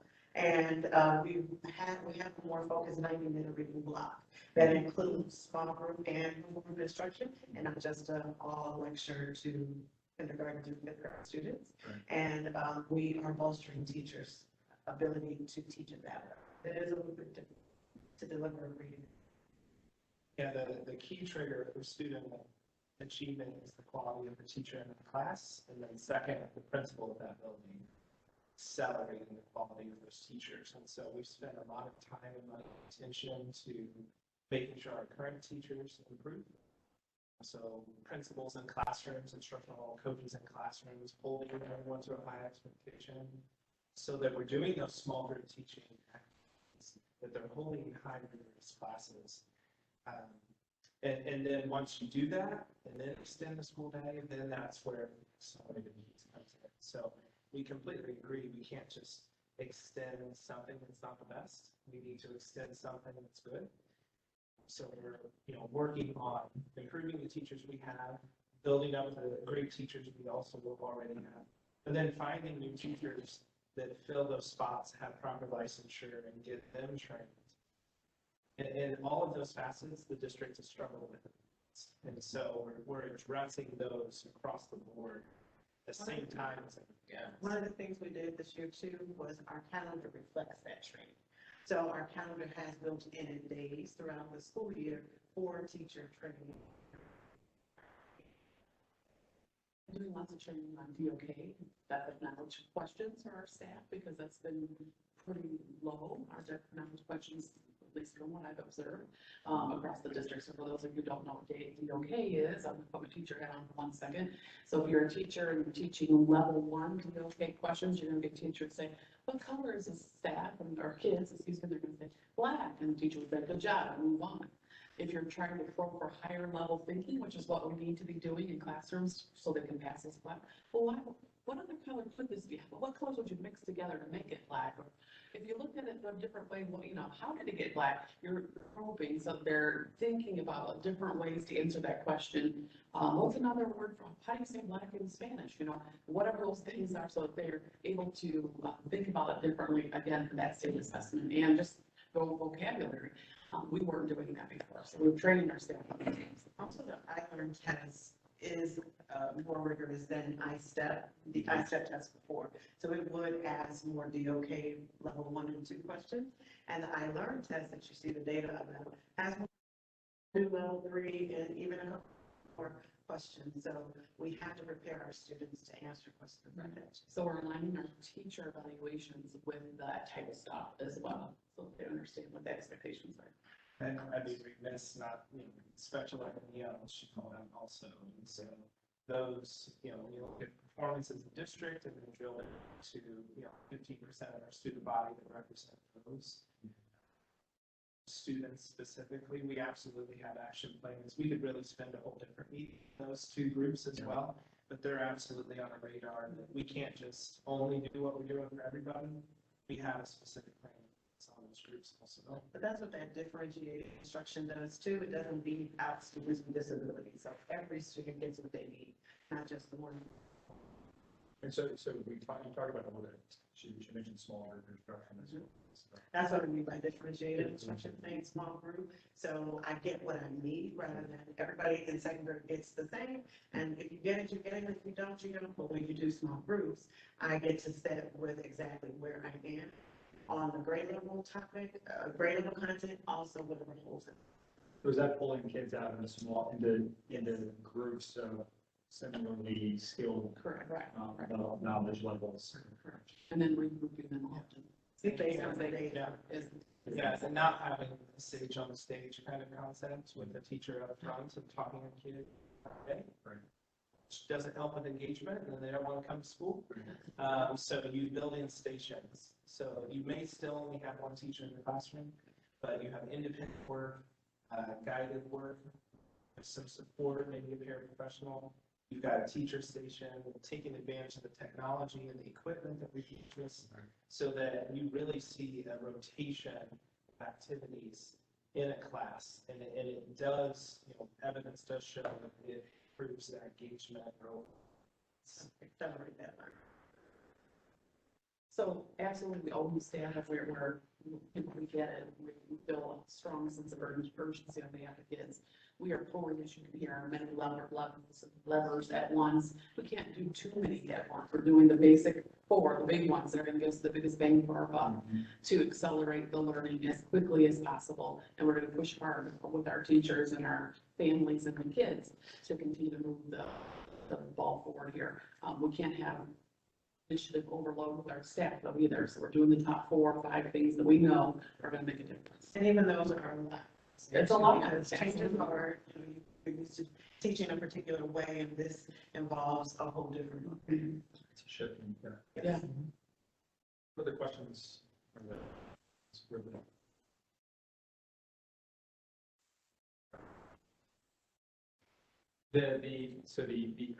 be remiss if I didn't touch on the 8th grade math results. Those are certainly the most striking. 0% passing. What are we doing for students? I'm sure there's a lot of, it was 2% before, so it's not as if we dropped off. But it is alarming. So math is a critical subject to succeeding in life. What are we doing for those kids? How are we grabbing them and making sure they're okay? So part of the 8th grade math skill has to do with pre-algebra. And when you get into pre-algebra, you really have to understand number.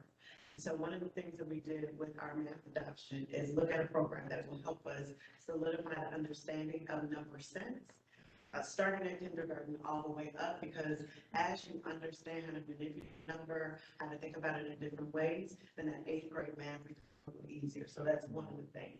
And then also the math curriculum that we've adopted, teachers can pull down as far as they need to support students and their possible holes in understanding and lack of understanding in those areas, so that those small groups happen even at the secondary level. I had to, until very recently, within the past couple of years, we did not have licensed math teachers in place. And so when we talk about, what the district had done in the past and its ability to respond to this, we came into a situation where we didn't have any licensed math or science teachers. So even though we can get PD to them, curriculum to them, if you're giving, all the tools to a mechanic who has never fixed a car, you're gonna still have a broken car. And so we have the situation now where raising the teacher pay, having the IUN agreements so that we're finding quality people. We've had hard to fill incentives where we pay more for not teachers to basically steal from other places. And then the ones that we do have, then we're putting through the IU North so that they're getting the licensure and training. Gone from 0 to several, and then vast improvement. So I think the quality of the people, the quality of the materials, and the time. Those, at high school level, essentially we create their class credit-bearing opportunity for kids to take. And it's a math lab. So that, when they come in with such low performance, they really need to get there. It's the board. So I think big picture. Back to the county values. When engaged with teachers that you had, talk to them, understand like the issues, because that kind of pull me in when you said it that way. Yeah. I can answer that. So when I got there 2 years ago now, and around the work that time, we had 0 math teachers K-12 in the entire district. When you said math teachers, licensed math? Yeah, Right. 0 K-12. This was October. So obviously it was very concerning, and that's what started the IUN conversations and partnerships. The other issue was there was not a very good robust scope and sequence between second grade, third grade to fourth grade. So, and we have kids who moved from Williams Elementary School then to Vandenberg Elementary throughout the school year. So if you're in third grade and go from this school to that school, they weren't learning at the same pace at school to school, and so they were missing gaps. And so we have fixed that across the district. But that didn't go without having lots of conversations with our teachers and putting them on board with that. We've brought them on board to, they're the ones who chose the math curriculum, the teachers did, as well as the ELA curriculum. They were on board piloting and picking which they wanted to do, so they have ownership. And then they have the Late Start Wednesday, every Wednesday, so that they're getting professional development on all these new initiatives. I've heard of the school corporations that they had shortages in math and science. Yeah. So, from a long-term point, they are licensed now, are they of retirement age, like? We've been borrowing stealing where we can from our districts, to be honest with you. Recruiting from the community, recruiting from other, Chicago, Indianapolis, etc. Increasing the pay helped quite a bit, but certainly all districts still need more math, science. And building from within too. I mean, we've looked at our paraprofessionals who have associate's degree, who already live in Gary, already work for Gary, and have a vested interest in working for us long term. Let's get you through the program and back and want to work for us as a teacher. So, and then it could go all the way down to the student level. We need to make sure our high school kids have a good experience and they're interested in coming back to work for us as teachers too. All of those things have to address the teachers. But we definitely made progress in the quality of our math teachers. And now we need your support with the curriculum. Got your support with the time. Let's mix all those together, and then we do expect these numbers to increase. Instructional coaches also support. So all of our coaches are licensed teachers, and a few of them are math teachers. So they're able to support in that area. And then we also have curriculum maths, which is what patients just have. This is what math needs to look like across the district at each grade. Every school has an instructional coach this year, which.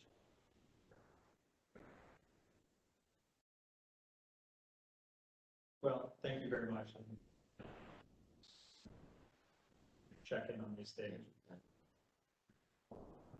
Time, and it's encouraging to hear all of the missions and programs that you're putting in place. Forward and Posted as we move forward. right. Well, we do have a few things we need to today.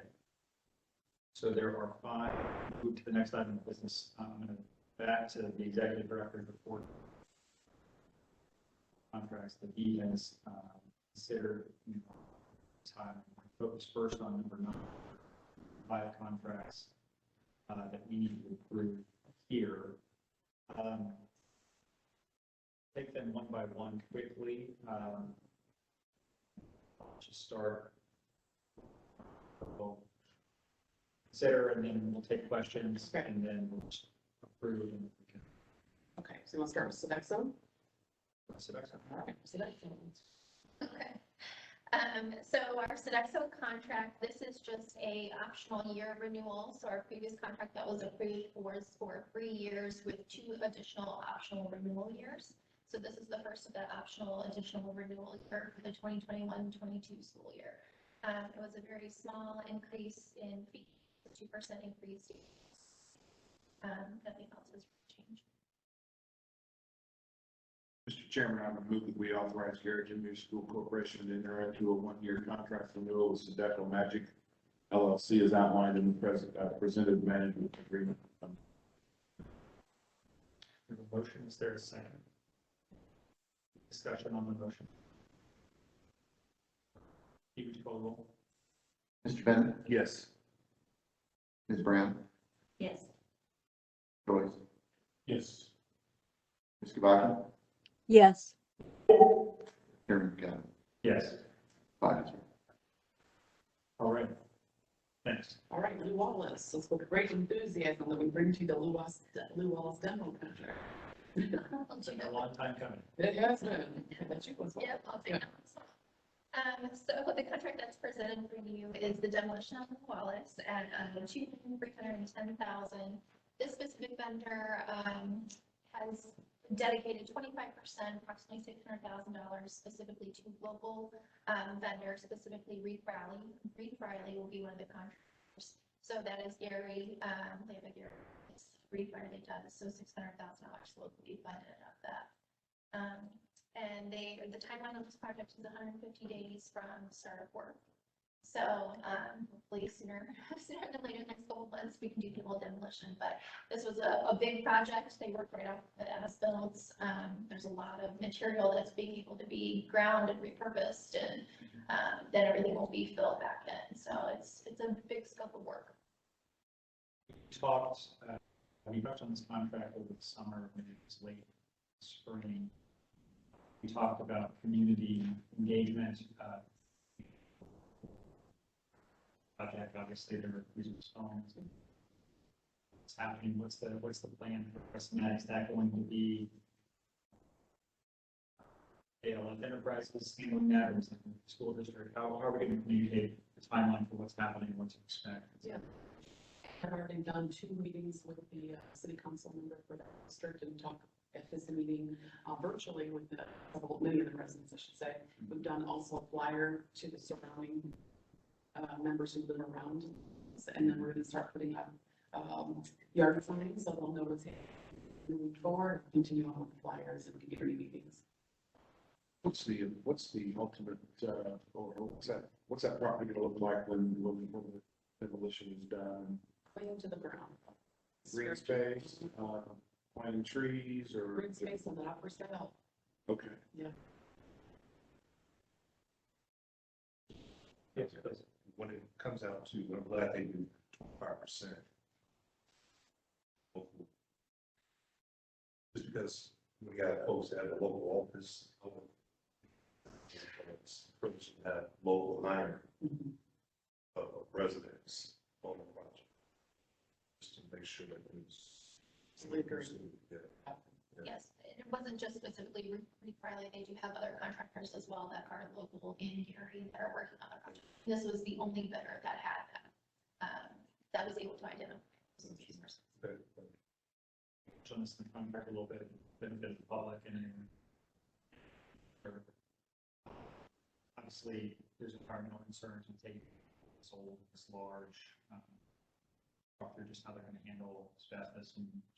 So that was part of the project. It was a separate contractor that came in and analyze the asbestos and what that would entail. So they will be working with the KLF Enterprises to make sure that all of that is done completely first before the demolition is first. So they scheduled that plan.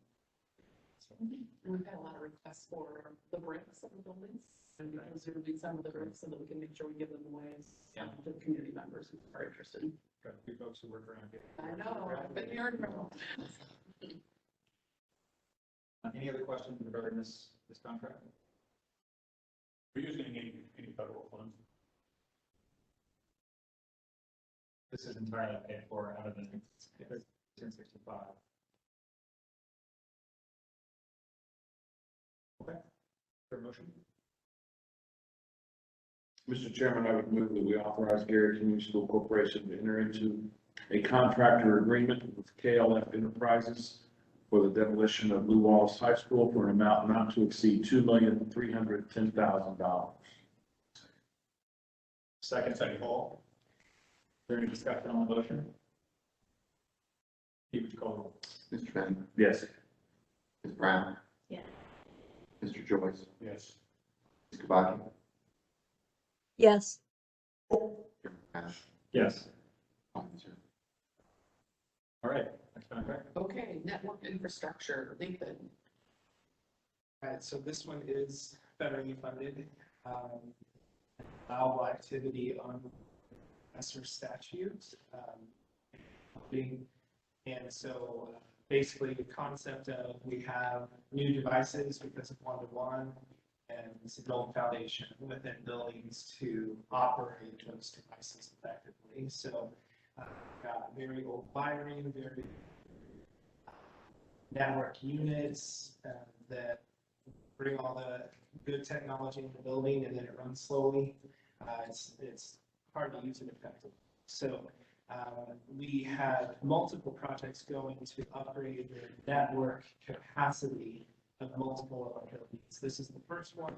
You'll get a later one in the coming months as part of E-rate funding. Federal government for similar types of activities, but that dollar amount is limited. So this is really to remodel and upgrade what we have as tech capacity so that those individual student devices work. Just to be clear, this is ESSER 2 dollars. Yes. Right, ESSER 2. So not part of the. Correct. Yeah. Is any of this new technology going to be tied in some way to the old, or is it getting? You still have to use some of the old, right? To a certain degree. Just worried about verbalize this. I'm worried. I think I know what you're asking. So Go ahead, please. Because actually, he asked me the same question. Basically, we need to have a cycle.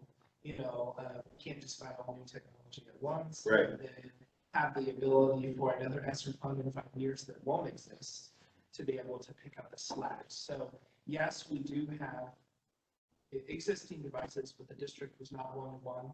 We've also invested in, better screen displays and welding equipment, as we've heard from our students. And then we've done a better job as a district of setting student fees so that the districts can recoup that for reduced students to then build up a fund that when these dollars expire and these devices expire in their effectiveness, we'll have a pot of money to be able to refresh them. So just like curriculum has to be on a cycle, we know we have to have a refresh with technology, and we'll have a mix of old and not a cliff that we'll get to in 5 years where we have no money devices. Awesome. Yes.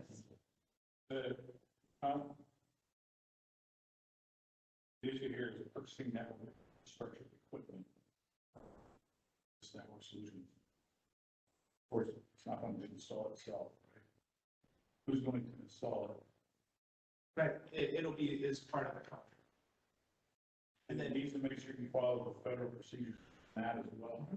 Because you buy it as equipment, have to follow, like, if it has compliance guidelines for agency, how much they get paid, whether they hire a union or, you have to follow, make sure you follow all of those guidelines, even if you're structuring as an equipment purchase.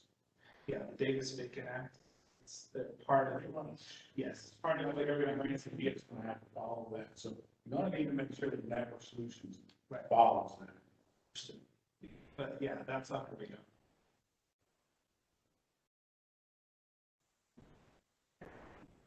Summary, it talks about one completed.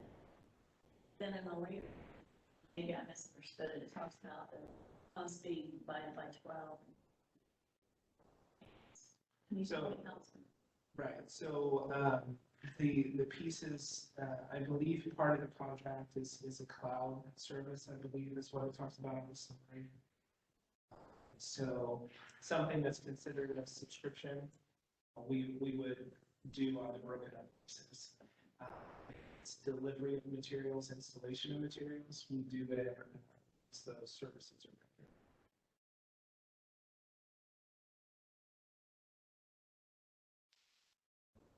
I will, Mr. Chairman, I move that our Dearborn School Corporation purchase networking equipment, Network Solutions, incorporated for not $727,750.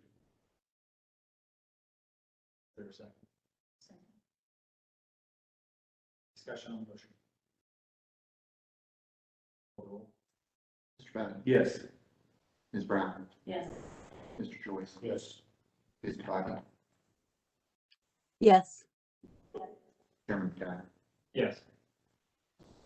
Right, next time. Okay, the Gary Alumni County, the GAPS contract. So, this project is unique. I spent a lot of time talking about this one because of its uniqueness. This comes out of the Student Learning Recovery Act, which, definitely thankful to the legislature and governor's office for, that this past session, the $150 response to the pandemic. So, basically nonprofits, community agencies, and the like were eligible to apply. There was a community organization called GAPS, Gary Alumni Students, I think I got that right, applied for it and got it. And so normally, in that situation, they would entirely, and we would just be the beneficiaries because they are hiring our teachers and doing after-school tutoring with us. Really, this comes out of a necessity that they are a small community organization that doesn't necessarily have a cash balance to manage a multi-million-dollar. The financial outlay that then takes a little bit of time to get. So basically, they asked us to be their fiscal agent for the funds. We sought DOE approval. They stated that the relationship was fine. Perspective. And so we're coming to you all because this, now the money flowing through us, then we are hiring these new positions. And which primarily exists hiring our teachers to run after school groups, hiring college career ready counselors, social workers to also embed that during the school time. So that's the summary of the project.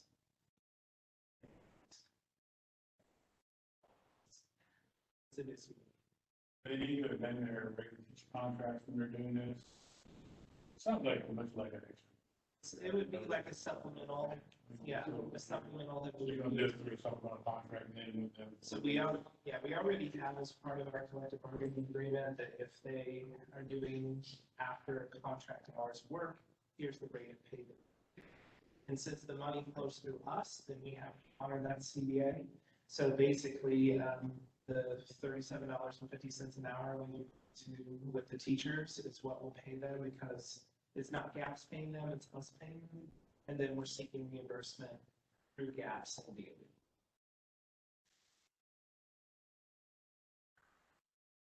Other questions regarding that? Is there a motion? Hearing.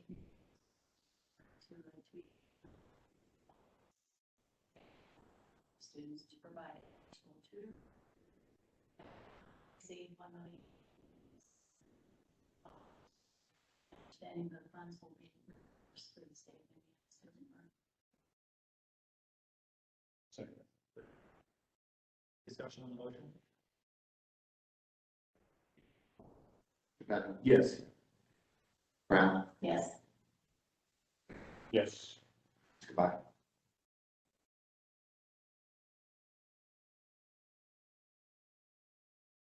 Try it again, Rebecca. You're unmuted now, but. I'm sorry. I'm We having can hear so you. much trouble hearing. This is the GAP one, right? The GAP? Yeah, correct. Yes. Motion to approve, yes. Chairman Bigcat, Yes. passes 5-0. All right. After. Okay, math curriculum, Nathan and Kim. So, you heard Kim speak about, and we obviously talked about math before. This is one of the levers to improving math performance. And so we are asking for approval of materials K through 12. It's going to support our teachers and support our math improvement. We actually have 2 vendors here. Because we, as with any textbook adoption, you want to involve your teachers, and we did the process as part of, elementary groups, middle school groups, high school groups. Teaching math at an elementary level is quite a bit different than teaching algebra or calculus, and so it's not surprising that there were 2 different preferences. So we're actually asking for approval of Envision Elementary and McGraw-Hill for secondary. Both are aligned to Indiana state standards. Both have method metrics that our teachers and staff will look to meet our needs so that we can improve those math outcomes of our kids. Yes. So you talked a little bit earlier about curriculum progression between grades. How do you think about that? State curriculum may not earlier on. Yeah, one of the areas that the elementary looked at was what I talked about earlier, that understanding number really well. So number sense was very heavy, very for them in SATS or Envision, that it wasn't in McGraw-Hill. And the elementary group really felt like that where they needed to build the foundation to then as compared to middle school.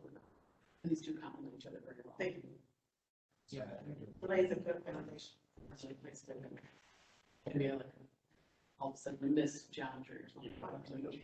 Is there any other school who uses this type of? Most schools use 2 different humans. I'm sure because both of these are very popular and common. One of them is made by Highland.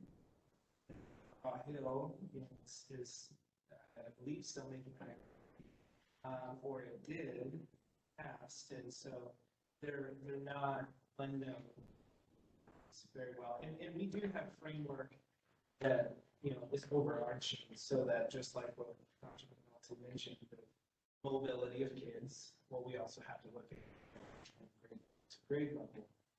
And right now we have lots of different grades. We're trying to narrow it down to 2. That was part of the issue is, grade levels are really different. Yeah. Yeah. So, we're going from multiple things down to just 2 now to support the transition from elementary to question. Are these going to hang around or time shot, matures when once you purchase it? Yeah. How long do you bring it? So typically, one of the requirements of the RFP is that they provided us with print materials and online. Because, kids that I learn is online, reading and all of those things. So the license is good for 6 years, once we purchase it. That, the reason why I think 6 years comes up is that is a typical cycle. So, the materials could last longer than that, but every 6 years, it's pretty common that you are recycling. So we're trying to get on, just like refreshing the computers, we have to reset, refresh curricula. So last year we did ELA, now we're doing math. And come to you next year for science, you know, and so that there's a cycle of roughly that 5 to 6 years.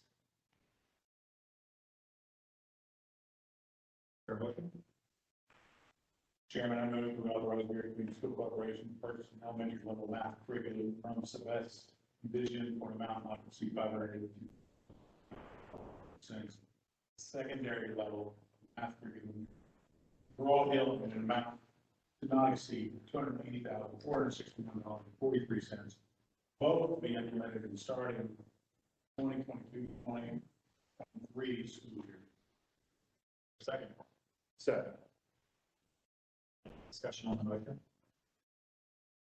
Call roll. Mr. Bennett? Yes. Ms. Brown? Yes. Joyce? Yes. Rocco? You turn yourself on, sorry, try again. Yes. Okay. Yes. That's 5-0. We do have, Edith, we do have a number of contract authorizations to review that you have. We've all been provided with those. But if you want to touch on two of them. Sure, we've got 12 purchases that were approved below the threshold. Actually, the first one, Courtney approved, and then the next 11 authorized. Just kind of go through them. And there was a video board purchase at the West Side Gymnasium. That actually was paid for by local funds with the intent is to amend the school and will improve fund to fund that project down there. There were curriculum associates, some assessments purchased for the elementary and middle school. For it, mostly the Indian formative assessment grant, plus some school assessment was from Inventum. That was all paid for out of Title I. There were some curricula for elementary and middle school science and social studies from Discovery. That was paid for out of Title I. You back in June had approved a participation in a strategic planning consortium that was being run by Education Resource Strategies. One of those 5 participants dropped out, so there were some fixed costs that needed to be spread amongst the remaining participants. So that was just amended from 110,000 to 120. But 125,000 was the original grant from DUAB, so it was really that additional cost still fit within the original. Catapult learning. One of the requirements for Title I is to have academic services provided for private schools. So these services are actually going to be drained by funded through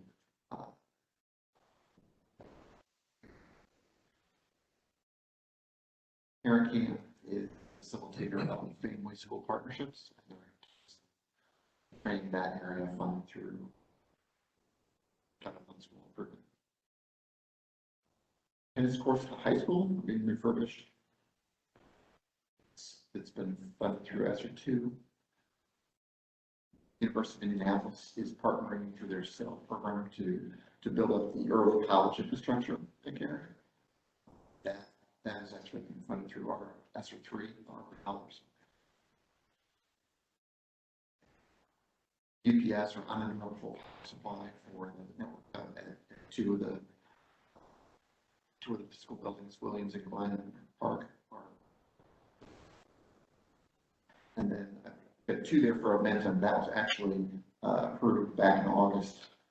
Some instructional materials that are funded through Title I, and then we noticed some of the libraries were eliminated. So the school corporation came back in September and we added on. So it's just 1 minute contract.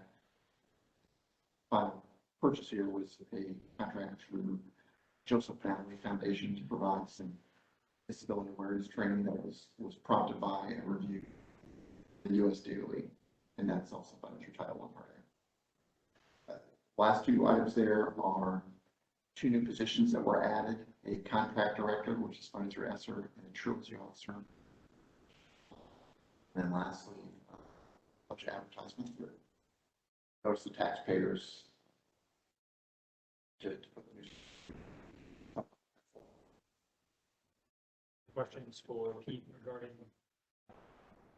Quick question. Kind of break down that kind of full learning. Take place in here. Someone want to explain how that works? Yeah, so basically it's a condition of the Title I statute set by the federal. If you live within, but go to a non-public school, it's poverty, so we use that with free lunch. You generate money. Gary has to legally spend school. So we can't cut them a check. We have to basically ask them what they want. We'll do it for you. In this case, yes, Well said. all things, all things. Yeah, and anytime, I ask Pete for something, I first ask Tracy for approval through DOE, that we put it in the grants. So, yeah, thank you. But, so as long as it's allowable, then we'll. So they want to hire a teacher, not through us, but through that. So we have two options: do it for them, hire our teachers, send them over, or hire a company and then that company sends the teachers. So Are there that's any the other structure. institutions that we have that type of agreement with?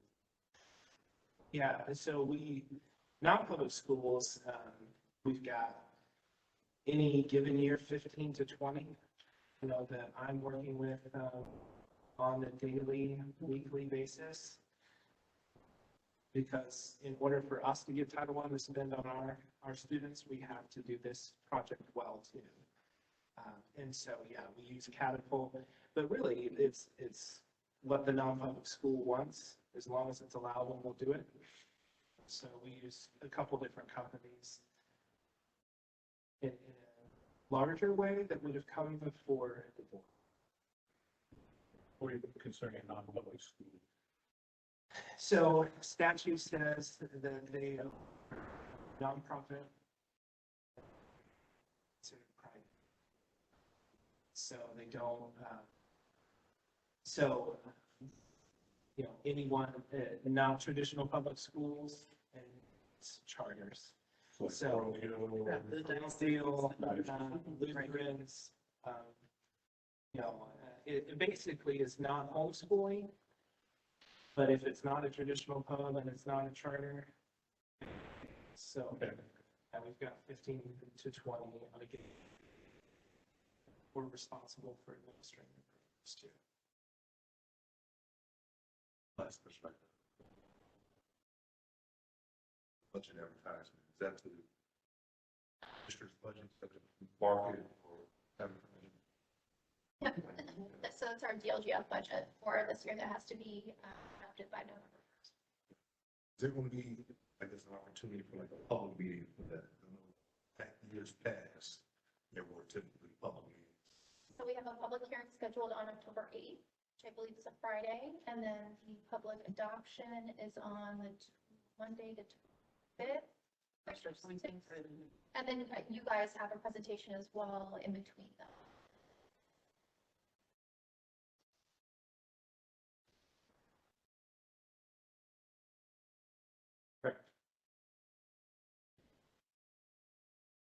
We're going to short circuit our school improvement fund update and skip straight to the claims docket. Although if you want, if there's any big highlights you want to touch on. Okay. Otherwise, we run through. Sure. So our claims docket this month was $1,064,974.40. The largest improvement was our asphalt for Boyd on the west side parking lot, which looks gorgeous. It looks very nice. So the entire lot is repaved and striped. That was our bigger project. So now we're working on the tennis courts. The turf as well is on its way, and our Jumbotron's going to be installed soon. They also just put in new windows in our press box, and that's being painted. So West Side is going to be in tip-top shape soon. GMS, their HVAC has been completed along with the boiler, as well as some of the other schools. Bethune also got air conditioning in the window units as well.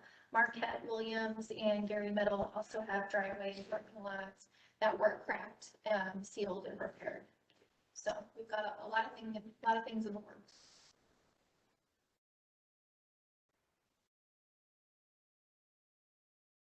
Questions on that? Not at this moment, side, just from a timeline perspective. It's the west side field. Season plan, definitely over. Jumbotron's being installed as we speak, so it should be up in 2 weeks. The field, the holdup was the permit with the city, and so that's finally been rectified. And so they're supposed to be done in 30 days after that, so it'll be done still yet this season. Considering all many questions, I didn't want to answer those, so. I think we captured everything. Okay. Because in the report, it didn't show an update, it showed a last. So I just submit these from Sol. Well, just, I just see a quick question. There are things that follow this a number of. There are, so there was some items that were journalized to the wrong account, so those are just reclasses. Questions? I would, approve the claims number. Second. Second, any discussion on the motion? Keep the full roll. Bennett, Yes. Ms. Brown, Yes. Mr. Joyce, Yes. Mr. Baki,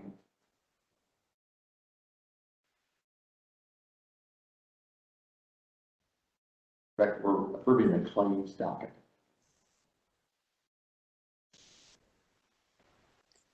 Are you calling Rebecca? How do you vote on the claims docket? Do you accept? I'm sorry. Yes. And Mr. Kelly? Yes.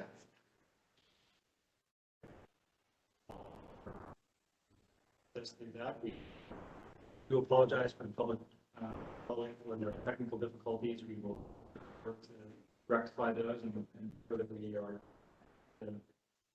have a smooth meeting next time. Is there any new business to come before the board today?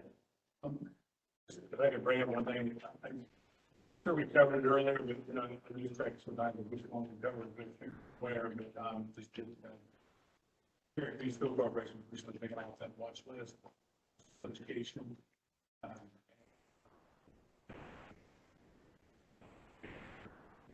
And here's this county, right? I mean, that's a pretty big accomplishment, I think, to get off of that watch list.